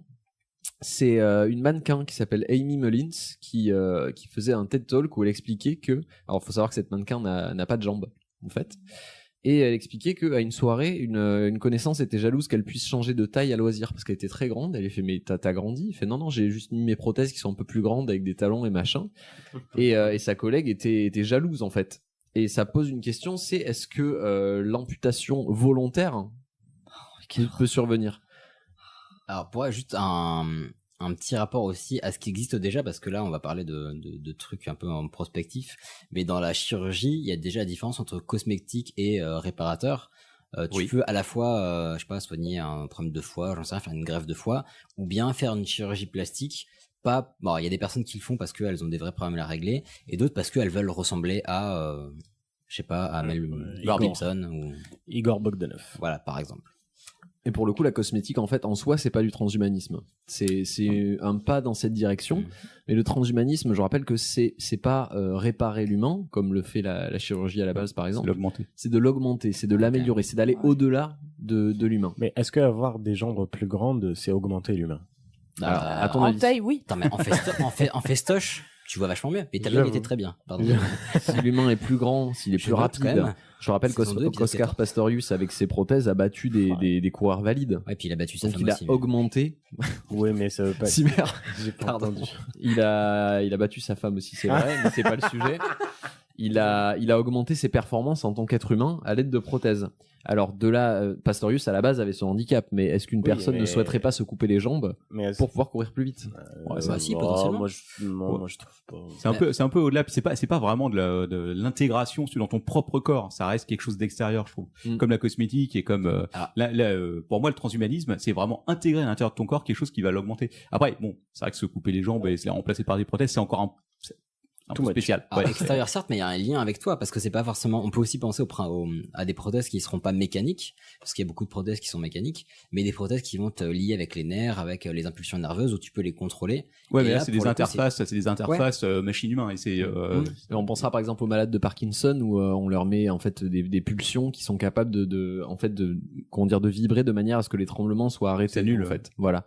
Alors est-ce qu'on pourrait considérer ça comme du transhumanisme ou pas? Ça reste une prothèse qui est posée sur eux, qui est parfois qui contient un implant également, mais on parle souvent de ces prothèses-là parce que c'est celles qu'on connaît aujourd'hui. Mais je suis pas certain parce que ça augmente pas l'humain, ça le remet si tu veux au ça niveau le répare. Voilà. Dans ce cas-là, on le répare. Mais c'est pour ça que je te parlais de Pastorius, qui avec ses prothèses court plus vite. Mais ça, je suis pas tout à fait. C'est la même chose parce qu'il a été réparé en quelque sorte. Si tu dois vraiment prendre. Mais on sait pas s'il courait déjà assez vite avec ses pieds, puisqu'on en a jamais vu. Non, parce qu'en fait, ce genre de prothèse, ça va favoriser le rebond, etc. Parce que c'est des prothèses qui sont faites pour. Ouais, c'est des prothèses de course en fait. Et du coup, on parlait de réparation, tu parlais de quelque chose qui est à l'intérieur du corps. Est-ce que pour toi, le vaccin, c'est du transhumanisme? Non, je pense pas, non, parce que c'est ça te protège. Et je vois pas ça comme quelque chose qui va augmenter tes capacités. Parce que dans le transhumanisme, on parle de vaincre la mort. À la base, l'être humain est sensible à certaines maladies. Lorsqu'on le vaccine, en utilisant cette biotechnologie qu'on a créée, on rend l'humain moins. Moi, je vois plus ça dans le domaine de la médecine que dans le domaine du transhumanisme. Quand on parle de transhumanisme, j'imagine plus quelque chose qui va vraiment te permettre d'aller au-delà des limites humaines, si tu veux, et non pas te protéger de maladies ou quoi que ce soit. Après, c'est une définition que chacun peut. Voilà. D'accord, mais c'est le but d'un débat. Comme un exosquelette qui va te permettre de porter des charges. Voilà, exactement. Est-ce qu'une maladie n'est pas une limite humaine? Alors la maladie est une limite biologique à l'être humain, qu'on peut contrer justement à des vaccins. C'est pour ça que j'avais envie qu'on en parle justement. Après bon, vous savez qu'on a des opérations des yeux pour retrouver notre vue originale. Pour le coup, on n'est pas encore trop capable d'améliorer la vue à proprement parler. Ça viendra sûrement incessamment sous peu. Si, les lasers. Alors laser et pas que, j'ai vu des documentaires ultra intéressants là-dessus et qui du coup touchent au transhumanisme ou j'en sais rien, où en fait quand tu bombardes alors c'est des recherches qui ont été faites et véridiques, enfin pas véridiques mais continue ta phrase, tu me fais peur là. Mais tu peux bombarder certaines zones du cerveau avec des impulsions. En fait ils se sont rendu compte qu'ils arrivaient à améliorer les facultés visuelles des personnes qui avaient ça. C'est un documentaire de 1938. Non, c'est assez récent. Mais en fait, il y avait ça. Et il parlait aussi des interfaces homme-machine pour les personnes qui étaient genre amputées depuis longtemps et qui pouvaient, enfin amputées qui n'avaient pas de bras et qui pouvaient contrôler un bras mécanique uniquement par la pensée. Bon, là, vu que c'est de la recherche, elle avait genre une machine de 12 tonnes avec une vissée au crâne. Pas pratique dans la vie de tous les jours, mais elle pouvait attraper une tablette de chocolat, faire des trucs. Mais ça marche vraiment ton truc avec les ondes de choc? En tout cas, alors c'est pas un truc de ouf, mais ils arrivaient à avoir genre ils devaient reconnaître des images plus ou moins vite et ils avaient un résultat 10 à 15% supérieur. Donc il y a un truc qui fait que quand tu stimules une certaine partie du cerveau, tu peux avoir des retours sur les compétences. C'est-à-dire qu'aujourd'hui on est capable de faire des choses incroyables mais qui sont pas encore adaptables à la vie de tous les jours. Notamment tu parles de trucs, c'est un ordi de 12 tonnes, c'est comme AlphaGo je crois, l'ordinateur d'échecs également, qui est une énorme machine mais qui est capable de battre un être humain au jeu de Go. On est capable de faire ces choses-là, mais elles sont pas encore. Le design ne permet pas encore en fait de les adapter. Ouais, il y a encore quand même des choses comme par exemple, si tu regardes, il y a eu des prothèses pour les yeux qui ont été créées qui permettent à des aveugles de naissance de voir. En fait, ils ont connecté avec le nerf optique. Ouais. Et donc c'est une caméra que tu as dans l'œil. Ouais. Et qui te permet. Attention, c'est des gros pixels, mais en tout cas, ça permet de redonner à ces personnes qui étaient aveugles de naissance. Un peu de vue. Alors c'est très peu. Les formes. Que rien. Pour quelqu'un qui est aveugle de naissance, c'est fou quoi. Bah oui. Comme les sourds. Comme les sourds, exactement. Et puis il y a aussi cette histoire, les transplantations de cœur. Enfin les cœurs. Les pacemakers. Non, pas les pacemakers. Le cœur artificiel. Le cœur artificiel, voilà, qui est une grande avancée française. Qui a été, Et ils en sont, je sais plus à combien ils en sont. Ils en ont fait au moins 4. Ils en ont parlé officiellement après. Ça fonctionne bien apparemment. Et surtout c'est portable. C'est-à-dire que le mec avait sur le dos une sorte de sac à dos qui contenait une partie du mécanisme, mais c'est pas une grosse machine qui te bloque. Mais là, pour le coup, on est encore dans du réparateur, mais on est dans ce qu'on appelle un cyborg, en fait. Ouais, voilà, c'est ça. Vraiment entre un homme et une machine. Et là, pour le coup, le biologique est vraiment lié à l'informatique. Et t'as un vrai lien. Et toutes les limitations dont on parle ne sont que des limitations à court terme en fait. On parle de la résolution des caméras pour rendre Oui. la vue à un aveugle. Ça, c'est dans une dizaine d'années, on n'en parle plus. On les a en 4K en fait. C'est vraiment à court terme. Donc là, on entre sur le cyborg. Moi, il y a un truc qui me passionne aussi, que je suis beaucoup, même si c'est entre la science-fiction et l'horreur, c'est la fameuse transplantation de tête. Oui, bien sûr. Enfin, transplantation de corps, parce que c'est un peu différent. Il y a un c'est Italien médecin. il y a le fameux Italien ou le Dr. russe. Frankenstein. C'est le Non, patient qui est alors, russe. Non, c'est un médecin qui est Italien. italien. En fait, il avait trouvé un patient russe qui devait aller en Chine pour récupérer un corps qui était Comme quoi la mondialisation, voilà. ça a du bon. Parce qu'effectivement l'Italie voulait pas de lui et le Russe, qui était un mec qui est paralysé par une maladie très grave, voulait se faire donc couper la tête et se la faire poser sur un corps chinois a priori, puisqu'en Chine ils avaient autorisé ça, pour pouvoir retrouver un corps qui était valide. Quoi. Ouais. Je te remercie de soutenir le fait que les Chinois ont moins d'éthique et permettent là. Mais ça qu'ils ont beaucoup d'exécutions, donc ça aide beaucoup à trouver des corps et des. Je vais modérer ça, disons qu'ils sont curieux. Voilà. Ils ont l'esprit plus dans la ouvert. limite de la légalité. Ouais. Très bien, je vous propose de passer à la deuxième question, sauf si vous avez quelque chose à rajouter. Donc on passe du coq à l'âne. Du coup, on avait bon ou pas? En tout cas, on a libéré des informations. Le transhumanisme signe-t-il la fin des religions? Question donc sur les enjeux théologiques. Moi, je ne pense pas du tout, parce que la religion est un principe de croyance vraiment purement, justement assez pur en fait. Donc t'as pas besoin d'augmentation de que sais-je, tu crois, point. C'est une question de foi. Alors attention, ne pas limiter le transhumanisme à un corps artificiel. Le transhumanisme, dans son développement, ça permet de contrer la mort, on va y revenir, et également de donner, de faire une conception, de créer un être humain à partir de rien. Ouais, mais justement, le principe de la religion, c'est que Dieu a créé l'homme à son image, blablabla, et ce qui se passe après n'est pas uniquement du fait de Dieu. Alors attention, j'ai pas parlé de la foi, j'ai parlé de Dieu. On peut avoir la foi en plein de choses, mais le concept de Dieu et de création est remis en question. Tu peux concevoir que les dieux, les êtres humains en des temps immémoriaux ont été créés par un dieu et qu'après ils ont fait des choses un peu folles. Ouais, mais sans aller jusqu'au concept de Dieu ou quoi, tu remets tout simplement en cause des gnomes, non, des dogmes, des gnomes. Thierry Lannister n'existe pas. Dans le sens où, dans beaucoup de religions, dans les religions monothéistes, t'as déjà pas le droit de fumer pour pas détruire le corps que Dieu. T'as pas le droit de te faire de tatouages pour détruire le corps que Dieu t'a fait. Donc te faire greffer des trucs incroyables, lutter contre la mort. Te faire mettre un port de clé USB dans le cou ou quoi, je pense que c'est pas trop... Mais en admettant, parce que là on parle de la religion, qu'est-ce qu'elle penserait du transhumanisme, mais dans la question je pars plutôt du principe que imaginons que le transhumanisme soit un stade qu'on a atteint, on a atteint l'homme 2.0, dans ce qu'on aurait atteint de l'homme 2.0, on aurait de l'ectogénèse, c'est-à-dire qu'on pourrait concevoir un ovule, concevoir un spermatozoïde, et mettre tout ça in vitro, créer un être humain à partir de rien, sans parents. On n'est pas très très loin de ça. Par exemple, si on a 2 donneurs femmes, la seule limite c'est que le bébé sera forcément une femme, mais petit à petit on arrive à l'ectogénèse, 1984, voilà. Et dans le cadre de l'ectogénèse, ça veut dire que l'homme, à partir de rien de ce qu'aurait pu donner Dieu potentiellement, crée la vie. Et ben c'est justement parce que pour moi c'est l'homme qui a créé ça. Et surtout que le principe de la religion, parce que là mais c'est pas l'homme de le créer. Pourquoi? Parce que la vie est sacrée. Alors là, je regarde de ce qu'il y a autour de nous. Dieu n'a pas créé le papier cadeau. Si. Pourquoi il y a du papier cadeau ici d'ailleurs? C'est pas la question, parce que je range pas. Bon. Quand le serpent a donné la pomme à Ève, elle est emballée en fait dans ce type de papier cadeau. Moi, je pense sincèrement que l'homme a besoin de croire en fait. Donc là, on a souvent en tête les religions du livre parce que ce sont les plus présentes, mais il y en a d'autres qui ont déjà des visions très différentes et ça reste de la théologie. Et quoi qu'il se passe, je pense qu'il y a un vrai besoin de rassemblement et de croyance. Ce n'est que mon opinion. D'autres avis? Invisible mic drop. Bim. Non, je vois pas la religion disparaître ou après. Par contre, une religion basée sur le transhumanisme, c'est quasiment déjà le cas dans la Silicon Valley. Et oui, le transhumanisme est une religion quasiment. Ouais. Voilà, c'est ça, ouais. C'est-à-dire qu'ils y croient. D'ailleurs, c'est Sergey Brin, je crois, le PDG de Google, qui est un gros porte-parole. Oui. Ouais, qui est un gros porte-parole. Parce qu'entre autres, il sait que dans sa famille, il a des gros problèmes de je sais plus quelle maladie orpheline, et qu'il il a une boîte à côté Calico.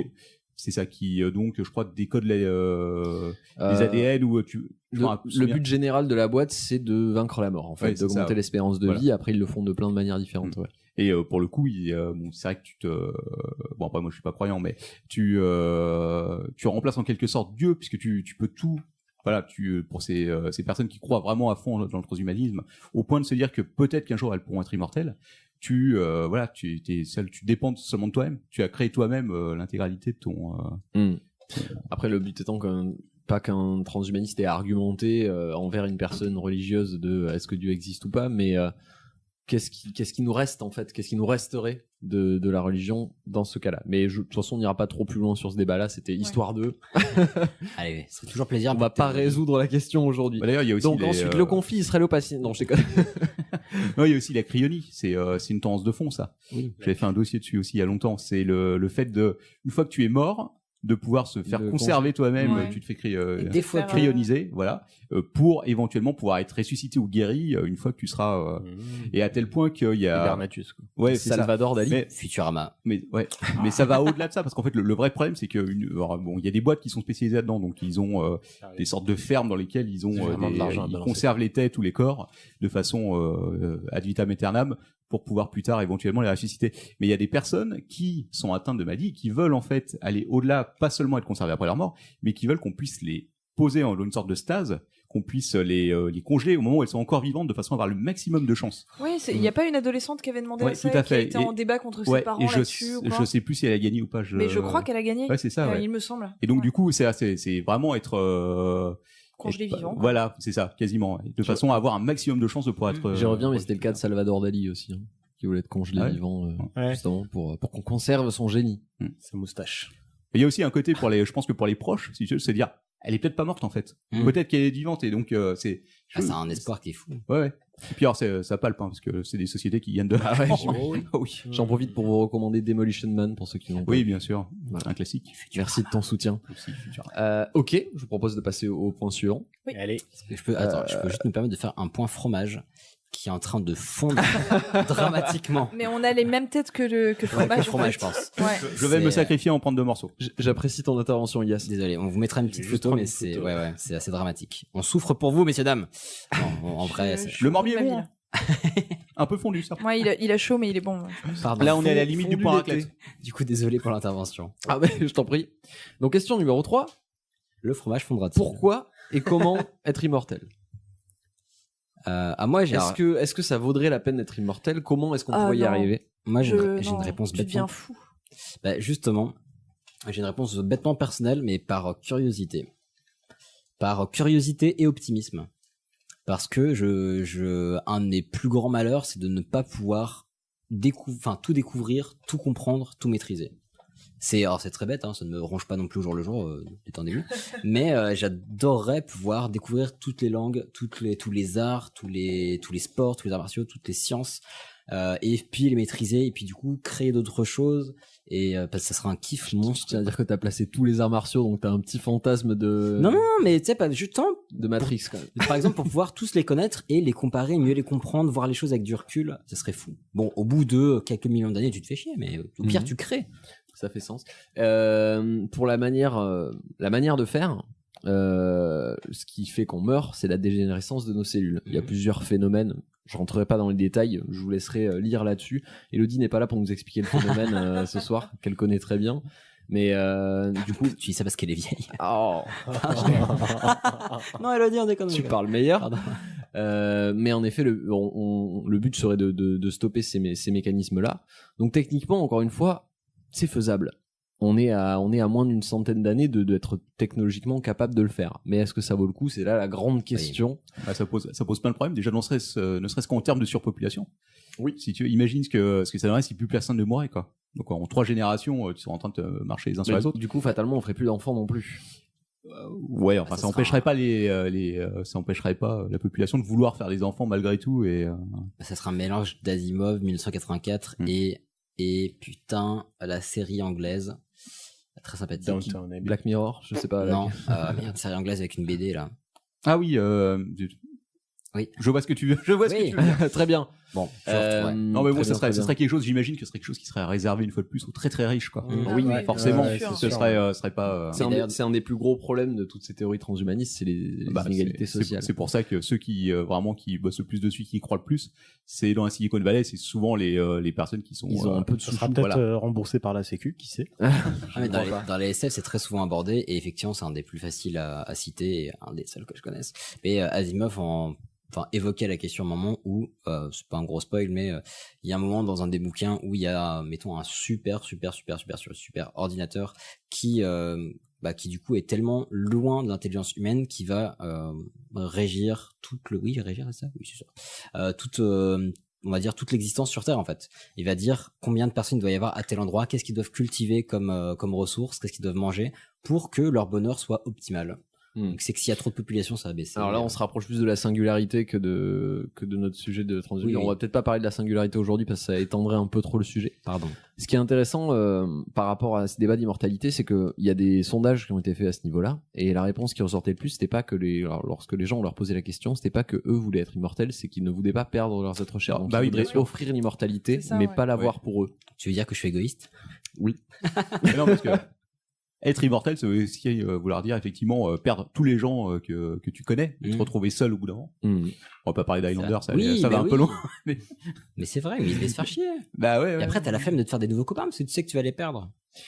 Et donc, ce qui est intéressant aussi sur ce point d'immortalité, on parlait tout à l'heure de la série Altered Carbon qui traite un peu de ça. C'est qu'un autre point duquel on n'est pas proche encore, mais qui est une piste qui est explorée activement, c'est que télécharger la conscience humaine, c'est un but en soi, c'est-à-dire être capable de prendre la conscience d'un être humain et de la recomposer de manière informatique pour potentiellement la transvaser dans une autre enveloppe derrière, mais surtout qu'elle reste vivante de manière informatique. C'est le fameux débat de l'âme, à savoir si on te copie totalement, est-ce que c'est toi ou est-ce que c'est juste une copie de toi? Et qui est traité dans Altered Carbon, effectivement, avec la virtualisation de l'être humain. Et on en avait parlé dans Les Enfers, à toute fin de mon sujet sur les Enfers, où quand tu tortures une conscience humaine virtuelle, est-ce que c'est de la torture ou pas?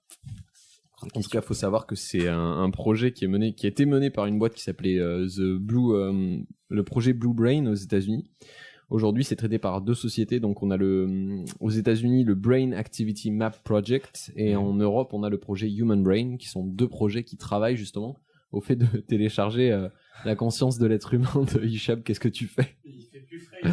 Ah, Hicham est allé se terrer là où il fait plus frais. Très bien. Après, ça va être un spoiler, donc on va pas en parler. Ah, très bien, parce qu'en plus, j'ai pas fini de regarder la série. Ah oui, oui, voilà, sur toi. Voilà. Ouais, on vous la conseille, elle est sortie il y a pas très longtemps en plus, il me semble. Il y a 4 mois. Alors, de laquelle on parle? Altered Carbon. Ah, d'accord, je parlais d'autre chose. Ah, pardon. Ok. Altered Carbon, c'est vachement bien, moi j'ai bien aimé. Ouais, aussi. Et en plus, un petit côté pop léger et très chouette.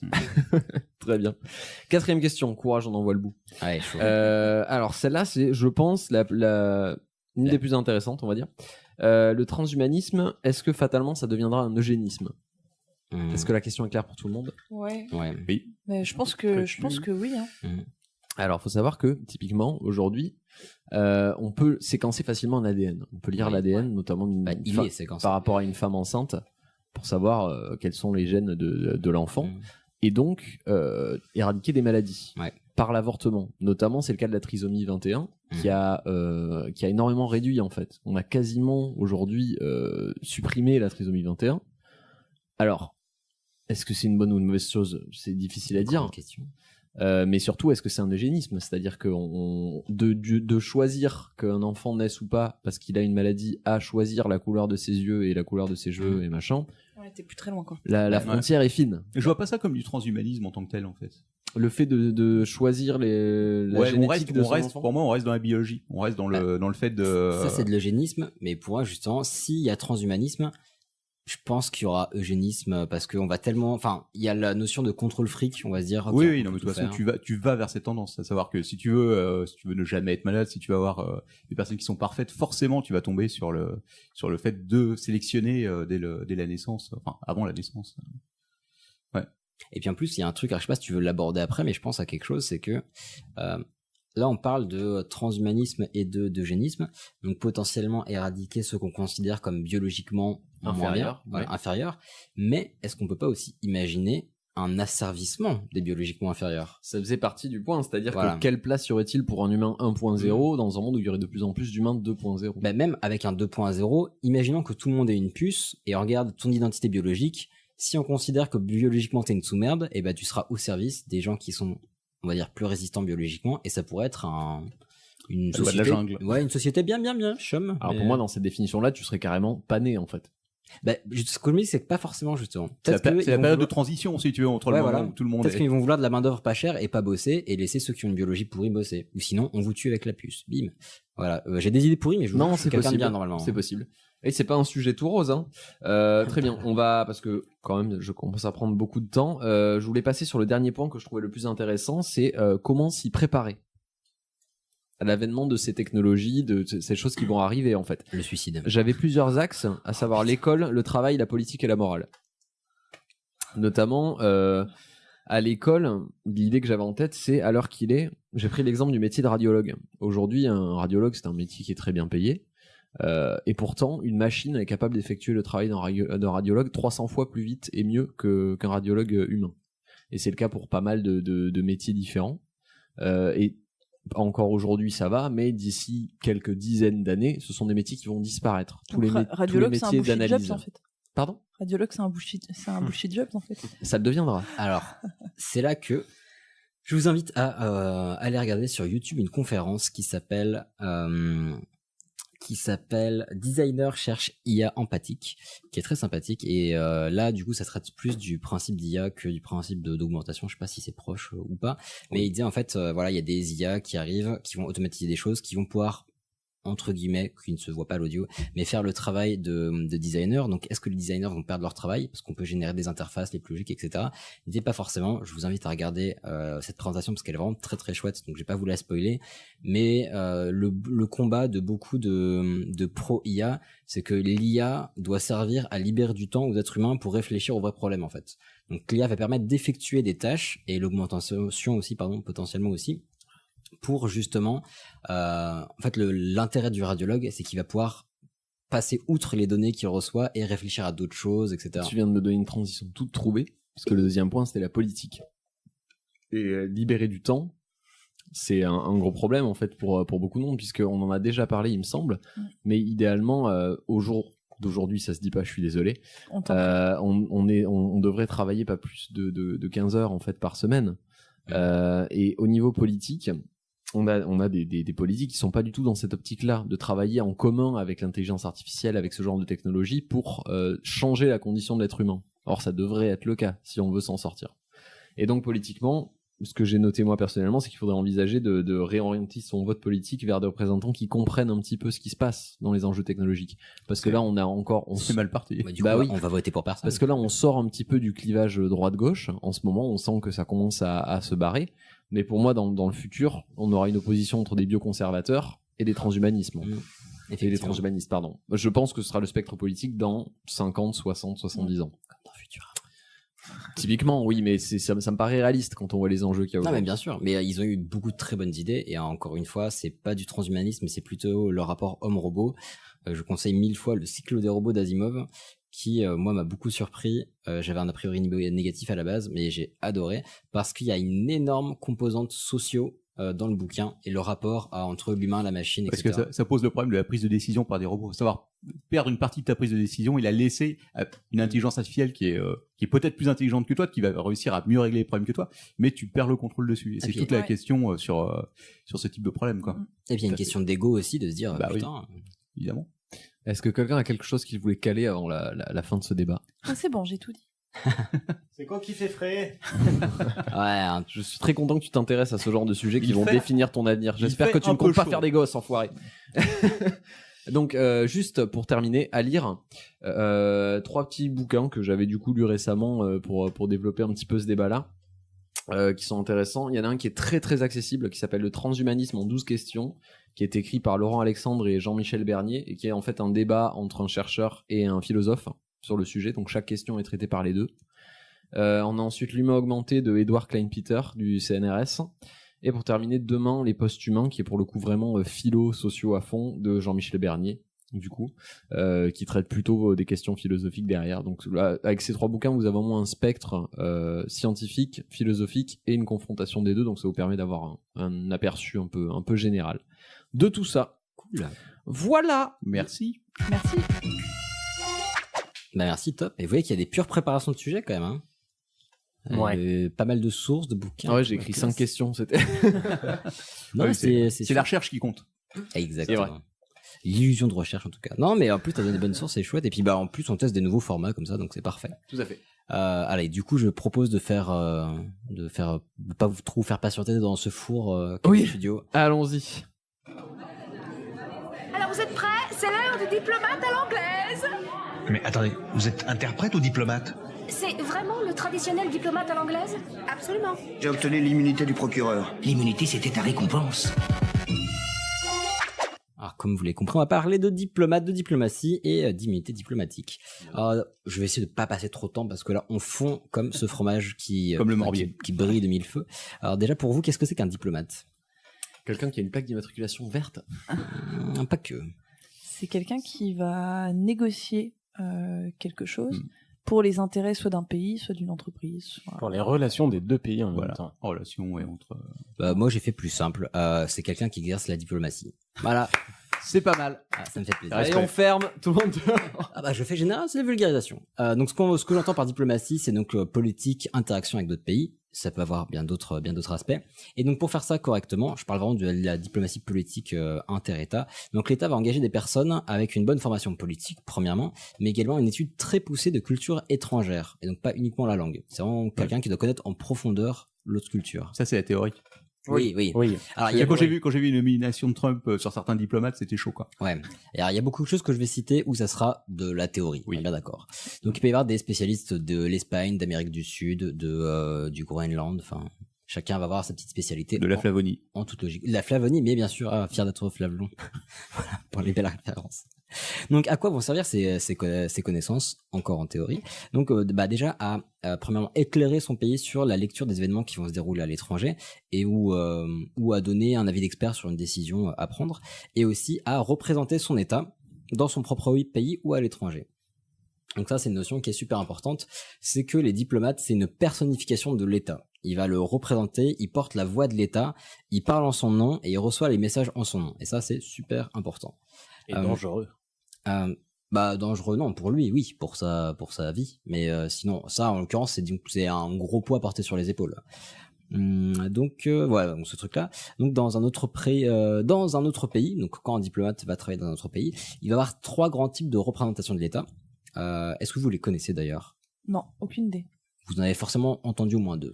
Répète ta question. Attends, genre l'ambassadeur, le consul. Oui, oh putain, elle est forte. Et le troisième, je ne sais pas. Le troisième, c'est bête comme chou. Le ministre des Affaires étrangères. Non, moi je parle de délégation diplomatique. Pour une mission particulière. Okay. Donc le consulat, en fait, c'est l'incarnation de l'administration publique dans leur pays pour les expatriés. Donc, alors là, on va parler de beaucoup de pays, diplomates, etc. On va distinguer le pays qu'on va appeler, on va dire, fournisseur. Disons ça comme ça. Donc c'est celui que le diplomate va représenter et le pays hôte qui va recevoir le diplomate. Okay. Fournisseur et hôte. Okay. Voilà. Donc le consulat, c'est on va dire un comptoir administratif dans un pays hôte pour les expatriés. Donc c'est dans un consulat qu'on peut faire des démarches administratives classiques, donc livret de famille, passeport, etc. C'est une façon de pas retourner à Paris quand on est en pleine Russie, qu'on a des démarches à faire, quoi. Donc il y a l'ambassade. Là, c'est un peu différent. Alors déjà, petite précision pour le consulat, il peut y en avoir plusieurs par pays. Ouais. Pour l'ambassade, donc c'est la représentation officielle. Oui, voilà. Pas forcément, et un consulat algérien à Besançon. Très bien, Franche-Comté. Besançon t'emmerde. Donc l'ambassade, c'est la représentation officielle d'un pays dans un autre pays. Donc là, il n'y en a qu'une seule par pays hôte, enfin une seule pour chaque pays par pays hôte. Il y a beaucoup de pays, donc faut suivre. Donc les ambassades ne sont pas soumises aux lois de leur pays hôte, et ça c'est super important pour une raison très simple, c'est que l'ambassade c'est un territoire du pays. Voilà, exactement. Donc ça veut dire qu'un pays hôte ne peut pas interagir comme il veut avec une ambassade. Voilà. D'où Julien Assange qui est bloqué dans l'ambassade du Uruguay depuis plus pour tant longtemps. A priori, ils ont décidé de le virer. C'était ils vont le mettre où du coup? Ils vont le balancer aux Anglais. Ils ont trop marre payer la connexion internet pour lui. C'est pas les Suédois qui devaient le gauler? Alors non, c'est-à-dire qu'en fait c'est l'Angleterre qui veut l'envoyer en Suède et la Suède allait probablement le renvoyer pour son histoire de. Attends, c'était quoi? C'était viol par surprise aux États-Unis. Et les États-Unis, Guantanamo, puis après il restait là a priori. C'est exactement mon exemple. Donc ces principes normalement sont sacralisés. Donc on peut absolument pas. Un pays hôte ne peut pas pénétrer sans son autorisation du pays de l'ambassade dans celle-ci sans son autorisation, parce que ça serait soit une énorme faute diplomatique, mais vraiment c'est absolument un droit à ne pas outrepasser, soit une déclaration de guerre dans le pire des cas. Donc il y a quelques cas qui font qu'ils peuvent quand il y a un danger de mort, un incendie, un truc comme ça, mais c'est vraiment absolument respecté. Donc le cas de Julien Assange qui est planqué depuis 6 ans dans l'ambassade d'Équateur au Royaume-Uni. C'est l'Équateur. Alors qu'il qu'il est poursuivi en justice, mais donc voilà, il n'a pas été délogé jusque-là. Quel bordel. Ou sinon, il y a un truc qui est beaucoup plus simple, c'est délégation diplomatique pour des raisons différentes. C'est une mission vraiment particulière avec un temps donné pour un échange scientifique, industriel, économique. Des intérimaires de la diplomatie. Bah, c'est juste qu'ils ont pas un point fixe. On leur dit tiens, il y a une mission à mener pendant 3 mois là-bas, et puis il y va quoi. Donc dans tous les cas, la représentation de l'État est très très forte et la mission des diplomates peut être assez diverse. Ça peut être soit dans des cas très officiels, genre des réunions, des machins et tout, ou plus officieux dans genre à la machine à café dans les couloirs. Ouais, une sorte de station-service pour espions, quoi. Aussi. Mais il y a un point qui est important, et encore une fois, en théorie, avec des guillemets radiophoniques, c'est que ils ont plein de missions à faire, donc dans des cadres officiels, officieux, dans des soirées, dans des couloirs, la machine à café, mais ils doivent toujours rester dans la légalité. Ils sont soumis à la légalité, les diplomates, en toute logique. En théorie. Voilà. Ce qui est intéressant, c'est que je trouve intéressant, en tout cas, c'est leur représentation de l'État, donc, je prends un exemple. Si, par exemple, le ministre des Affaires étrangères suédois invite l'ambassadeur japonais à dîner dans sa maison après un tsunami ravageur, par exemple. Voilà, c'est un scénario. Ouais. En fait, ça sera une façon de dire, on est avec vous, la Suède fait des petites tapes dans le dos du Japon, on est vos potes, et voilà. En fait, c'est très, très politique. De la même façon, si un ambassadeur refuse de recevoir un autre consul ou un autre ministre, c'est un signe très fort d'affront, c'est vraiment un affront et c'est un signe de... c'est pour ça que quand ils expulsent les diplomates d'un pays à l'autre, comme ce qu'il y a eu entre l'Angleterre et la Russie, c'est un signe important. Ouais. Ah oui, mais complètement. C'est une façon, ça représente l'État, donc c'est comme mettre un coup de pied au cul de l'État. Ouais, c'est ça. Après, il y a l'État aussi qui joue son rôle là-dedans. C'est pas juste le diplomate. J'aime pas la fille du... Non, mais comme je disais tout à l'heure, il porte la voix de l'État. Donc l'État lui dit quoi dire. C'est ça. Voilà. Ouais. Mais après, ça peut partir... je sais pas, mais parfois c'est un peu plus personnel. Par exemple, c'était pas l'ambassadeur français au Vatican qui ça a été révélé il y a quelques années qu'il était homosexuel et du coup le Vatican n'en voulait plus en tant qu'ambassadeur. Ouais, il y avait un bail comme ça. Il y avait eu une histoire comme ça. C'est quand même un grave affront de la part du Vatican de révoquer ce genre de choses, parce que c'est une représentation de l'État. Ce diplomate a été approuvé par l'État, donc refuser le diplomate, c'est refuser une décision. Oui, ça je suis tout à fait d'accord avec toi, c'est clair. Donc très rapidement, ces diplomates, ils vont accéder à des informations très sensibles, donc ça va être des personnes très sensibles. Après, on arrive sur l'immunité diplomatique. Qu'est-ce que c'est? Donc l'immunité diplomatique, c'est une immunité partielle ou totale vis-à-vis de la loi des pays hôtes, pour les diplomates quand ils sont dans ces pays. Mais en réalité, c'est pas tout à fait le cas. Donc de base, il s'agit principalement de protéger les diplomates pour qu'ils puissent travailler dans des conditions normales, en fait, pour qu'ils puissent pas être emmerdés par des, on va dire que le pays hôte en profite pas pour par mauvaise foi, pour le persécuter. Exactement. Il y a une des idées également, c'est d'éviter de faire porter le poids de la tension entre deux pays sur les seules épaules d'êtres humains, parce qu'il faut pas oublier que c'est des êtres humains et qu'il peut y avoir des tensions très grosses entre les pays, et que un être humain, ça se brise facilement, ça se torture, il peut y avoir... Je te trouve très sombre, aujourd'hui. Mais non, mais mine de rien, ils ont un rôle super important, et donc quand il y a deux États qui se brouillent, t'imagines que s'il n'y avait pas l'immunité diplomatique, les diplomates ils fouetteraient, et il faudrait galérer pour trouver des gens déjà motivés pour faire ça. Donc l'idée c'est qu'ils soient en sécurité, leur famille également, et en plus, mine de rien, quand il y a des tensions entre deux pays, qui de mieux placé que les diplomates pour arranger la situation? Ils sont là pour créer la bonne entente entre les pays. Donc si tu les mets en danger, t'as peu de chances d'améliorer la situation. Pas forcément. Si je peux... Vas-y, dis-moi tout. Par exemple, très récemment, l'ambassade des États-Unis en Israël, ils l'ont changé de place. C'est pas pour faire plaisir à tout le monde, quoi. Oui, c'était un signe de politique extérieure fort par rapport au reste du monde. Hein. Oui. Et donc Non. Moi, je parle de la sécurité des diplomates. D'accord. S'il y a rien qui assure leur sécurité, non seulement ils vont avoir peur de travailler, et en plus, si ils se font dégager alors que c'est la merde, ils sont bien placés pour faire discuter les deux États, vu qu'ils représentent l'État sur place. Donc ça évite les coups de téléphone incessants. Il y a une utilité supplémentaire, c'est, je vérifie. Oui, voilà, c'est que les pays, on l'a déjà évoqué, mais qu'ils puissent pas faire pression, c'est ce que tu disais, Captain, sur les diplomates, parce que un diplomate, tu peux facilement lui faire peur. Il a un poids énorme sur les épaules, et donc le but c'est de le protéger quand il y a des négociations, ce genre de choses. Et puis en plus, quand il y a des négociations, l'être humain a un poids énorme dans la balance. Donc les États vont très souvent protéger leurs ressortissants parce que c'est très mal vu, parce que c'est un poids politique énorme. Si on voit qu'un État abandonne ses propres troupes, non seulement il va avoir du mal à recruter, mais en plus la population va moins avoir confiance, etc. Donc souvent les États vont déployer des moyens énormes pour sauver des êtres humains. Donc là je vous invite notamment à regarder Le Bureau des légendes, où il y a quelques petites histoires dans ce goût-là, notamment pour les agents spéciaux. D'autant plus pour ces agents qui, comme je le disais juste avant, ont des informations ultra sensibles. Le statut d'immunité diplomatique, en fait, il a été mis en place, l'origine du cadre actuel et les statuts des diplomates, il vient de ce qu'on appelle la Convention de Vienne. Donc c'est une convention qui a été éditée pour la première fois en 1961 et il y a eu des ajouts qui ont été faits en 1963. Et en fait, c'est une suite d'articles, donc il y en a 53 dans l'édition de 2014, je n'ai pas trouvé de plus de récente. Tu peux nous les lire tous? Non, mais j'en ai lu pas mal. Alors, justement, j'en ai lu pas mal et c'est un document qui fait juste une vingtaine de pages, qui est dispo sur internet. Donc si vous voulez y aller, c'est intéressant pour comprendre comment ça marche. C'est globalement intelligible, ça va. Et il va traiter du cadre des missions diplomatiques, du périmètre de chaque type de personnel diplomatique, des engagements entre les pays hôtes et les personnels diplomatiques.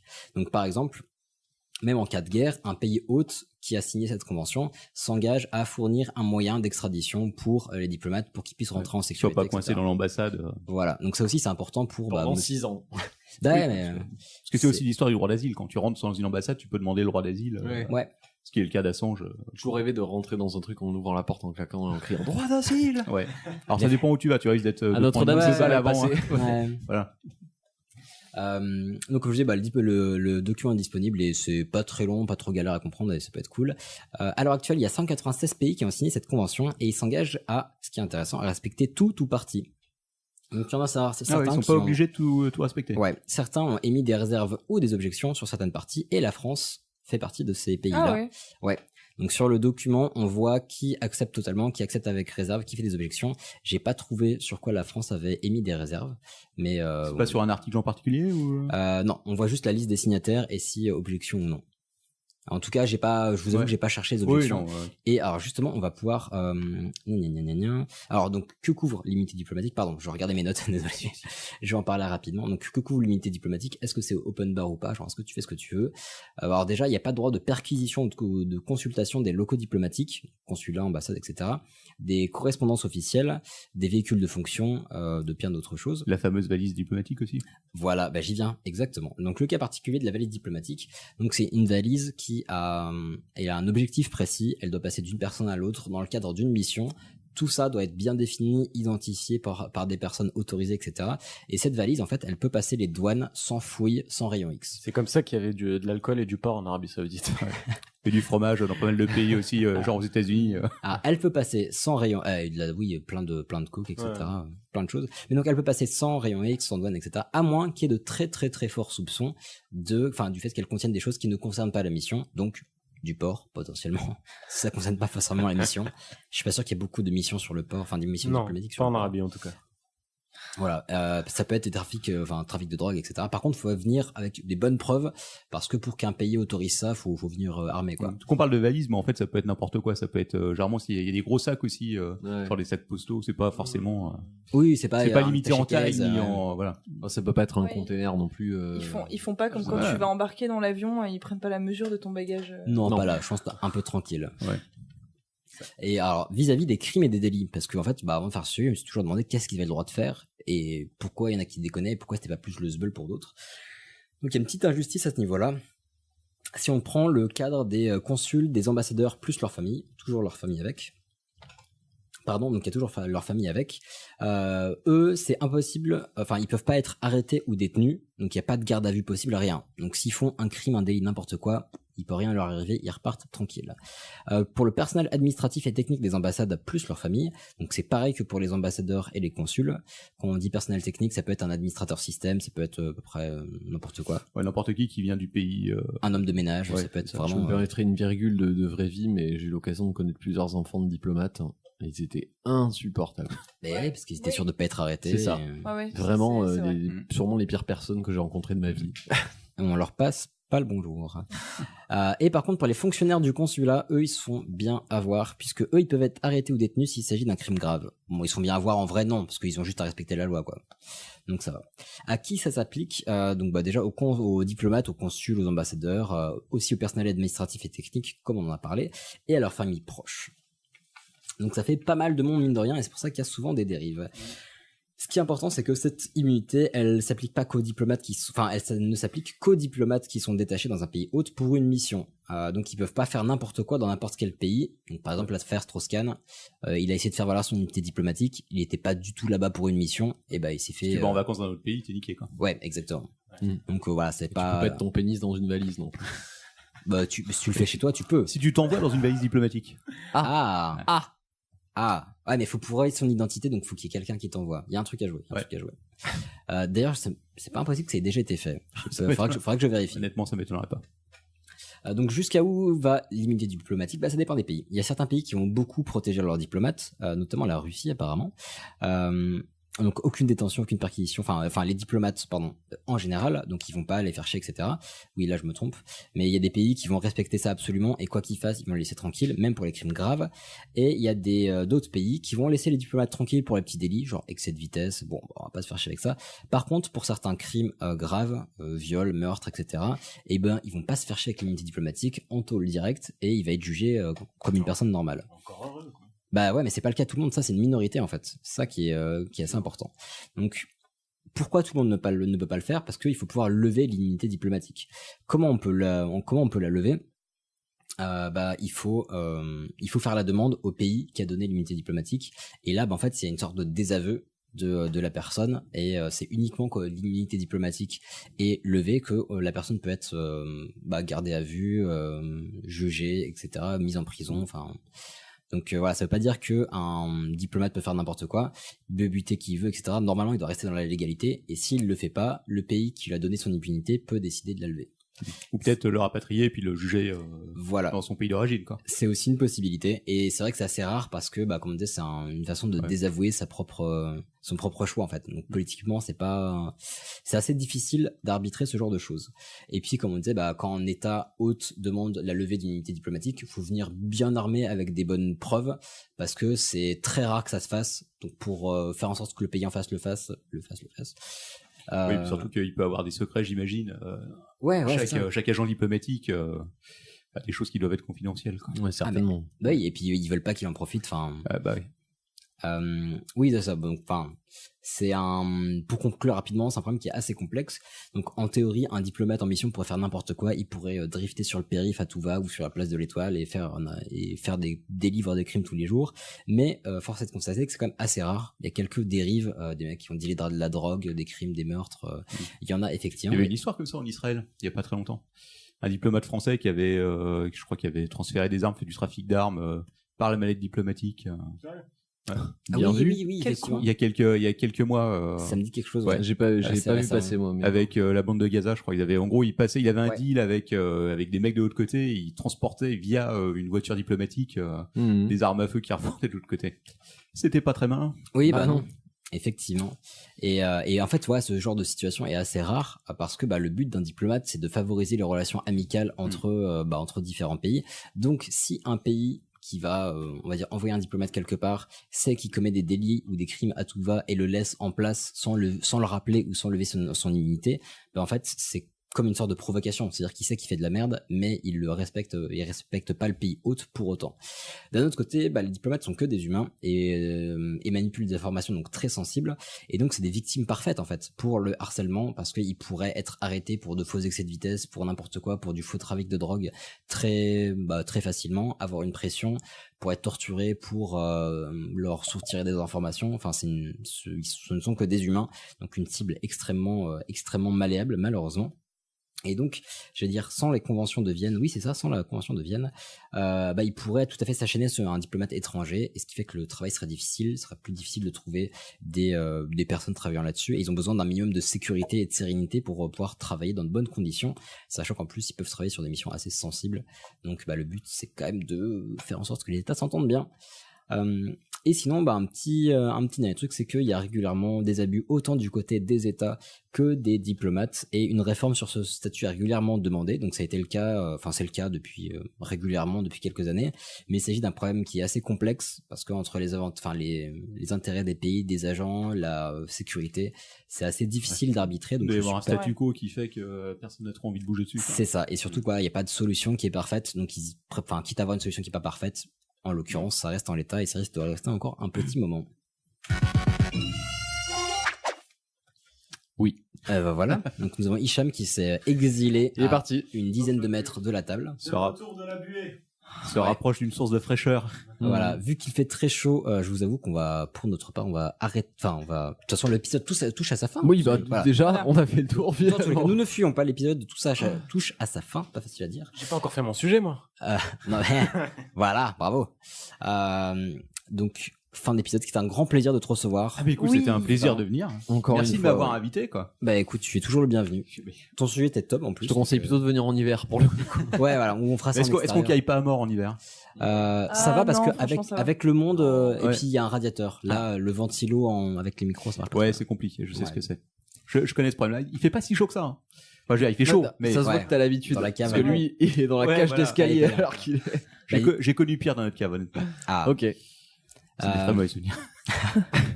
bah ouais, ça m'a fait très très plaisir en tout cas parce que bah comme t'as dit, on t'écoute depuis très très longtemps, donc c'est un bonheur. Tant mieux, merci. C'est un honneur pour moi aussi d'être invité. Et puis voilà, sinon pour nos chers auditrices, auditeurs, on vous encourage à écouter l'apéro du Capitaine. Vous venez de finir votre 9e saison, ce qui est quand même 9e saison, 9e année, parce que nous on fait pas forcément des saisons d'une année. C'est quand même pas dégueulasse, il y a du niveau. Non, ouais. En fait, attention sur quel épisode vous écoutez en premier, vous allez pas.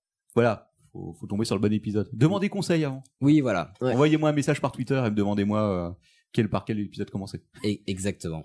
Et il y a plein de choses chouettes à y découvrir. Il y a plein de choses dégueulasses aussi, donc c'est pour ça. Ouais. Sinon, pour notre part, on vous remercie encore des partages, des likes, des tweets, des 5 étoiles sur iTunes parce que c'était bien chouette. Oui. Les Enfin 5 étoiles augmentent, on approche des 100 là, donc ça me ferait bien plaisir d'avoir... voilà, dire mon anniversaire est le 10 août, si on pouvait avoir 100 fois 5 étoiles sur iTunes, ça me ferait bien plaisir. Très bien. Votez J'ai sur une iTunes. requête aussi. Oui. Envoyez vos dons pour qu'on puisse acheter une clim silencieuse. Ah, Je vous bon, en ça- supplie. On l'a fait. Sinon, nous. il n'y aura pas de saison 3, les gars. On l'a déjà fait, ça marche pas parce qu'en fait les clims elles sont pas silencieuses du Ah tout. ouais. C'est un vrai problème. Oui, puis toi, de toute façon, il faut lever le tuyau sur je sais pas combien Ouais, de mètres. c'est très compliqué. Bon. Malheureusement. Mais on y réfléchira quand même. On va trouver une solution. Elon Musk, si tu nous entends. Trouve quelque chose. Voilà, sur ce, on va descendre prendre l'air et notre Oui. bière. Allez. On vous remercie, on vous embrasse pour les messages, les 5 étoiles. On vous promet plein d'invités et eux pour les semaines et les mois à venir et des personnes vraiment très très chouettes qui vont nous rejoindre autour de la table. Et puis, voilà, nous on vous embrasse, on vous encourage à prendre soin de vous. On vous balance un épisode bonus très bientôt, voire il sera peut-être sorti, Demain, qu'on mais va on s'en publier fout. En ça. même temps, vous ne savez pas quel jour il est, mais ce mardi. Quoi. Voilà, disons bientôt. Et puis, voilà, prenez soin de vous, partagez, Hydratez-vous likez, bien. commentez, envoyez-nous des petits messages d'amour et puis des commentaires, des propositions de sujets. Et Ça sera vive très la bien. cancoyote. Non, ça suffit. Voilà. Et maintenant Ouais, des gros bisous. Mais dites Au revoir. Bye bye. Je lui dis d'aller se faire enculer.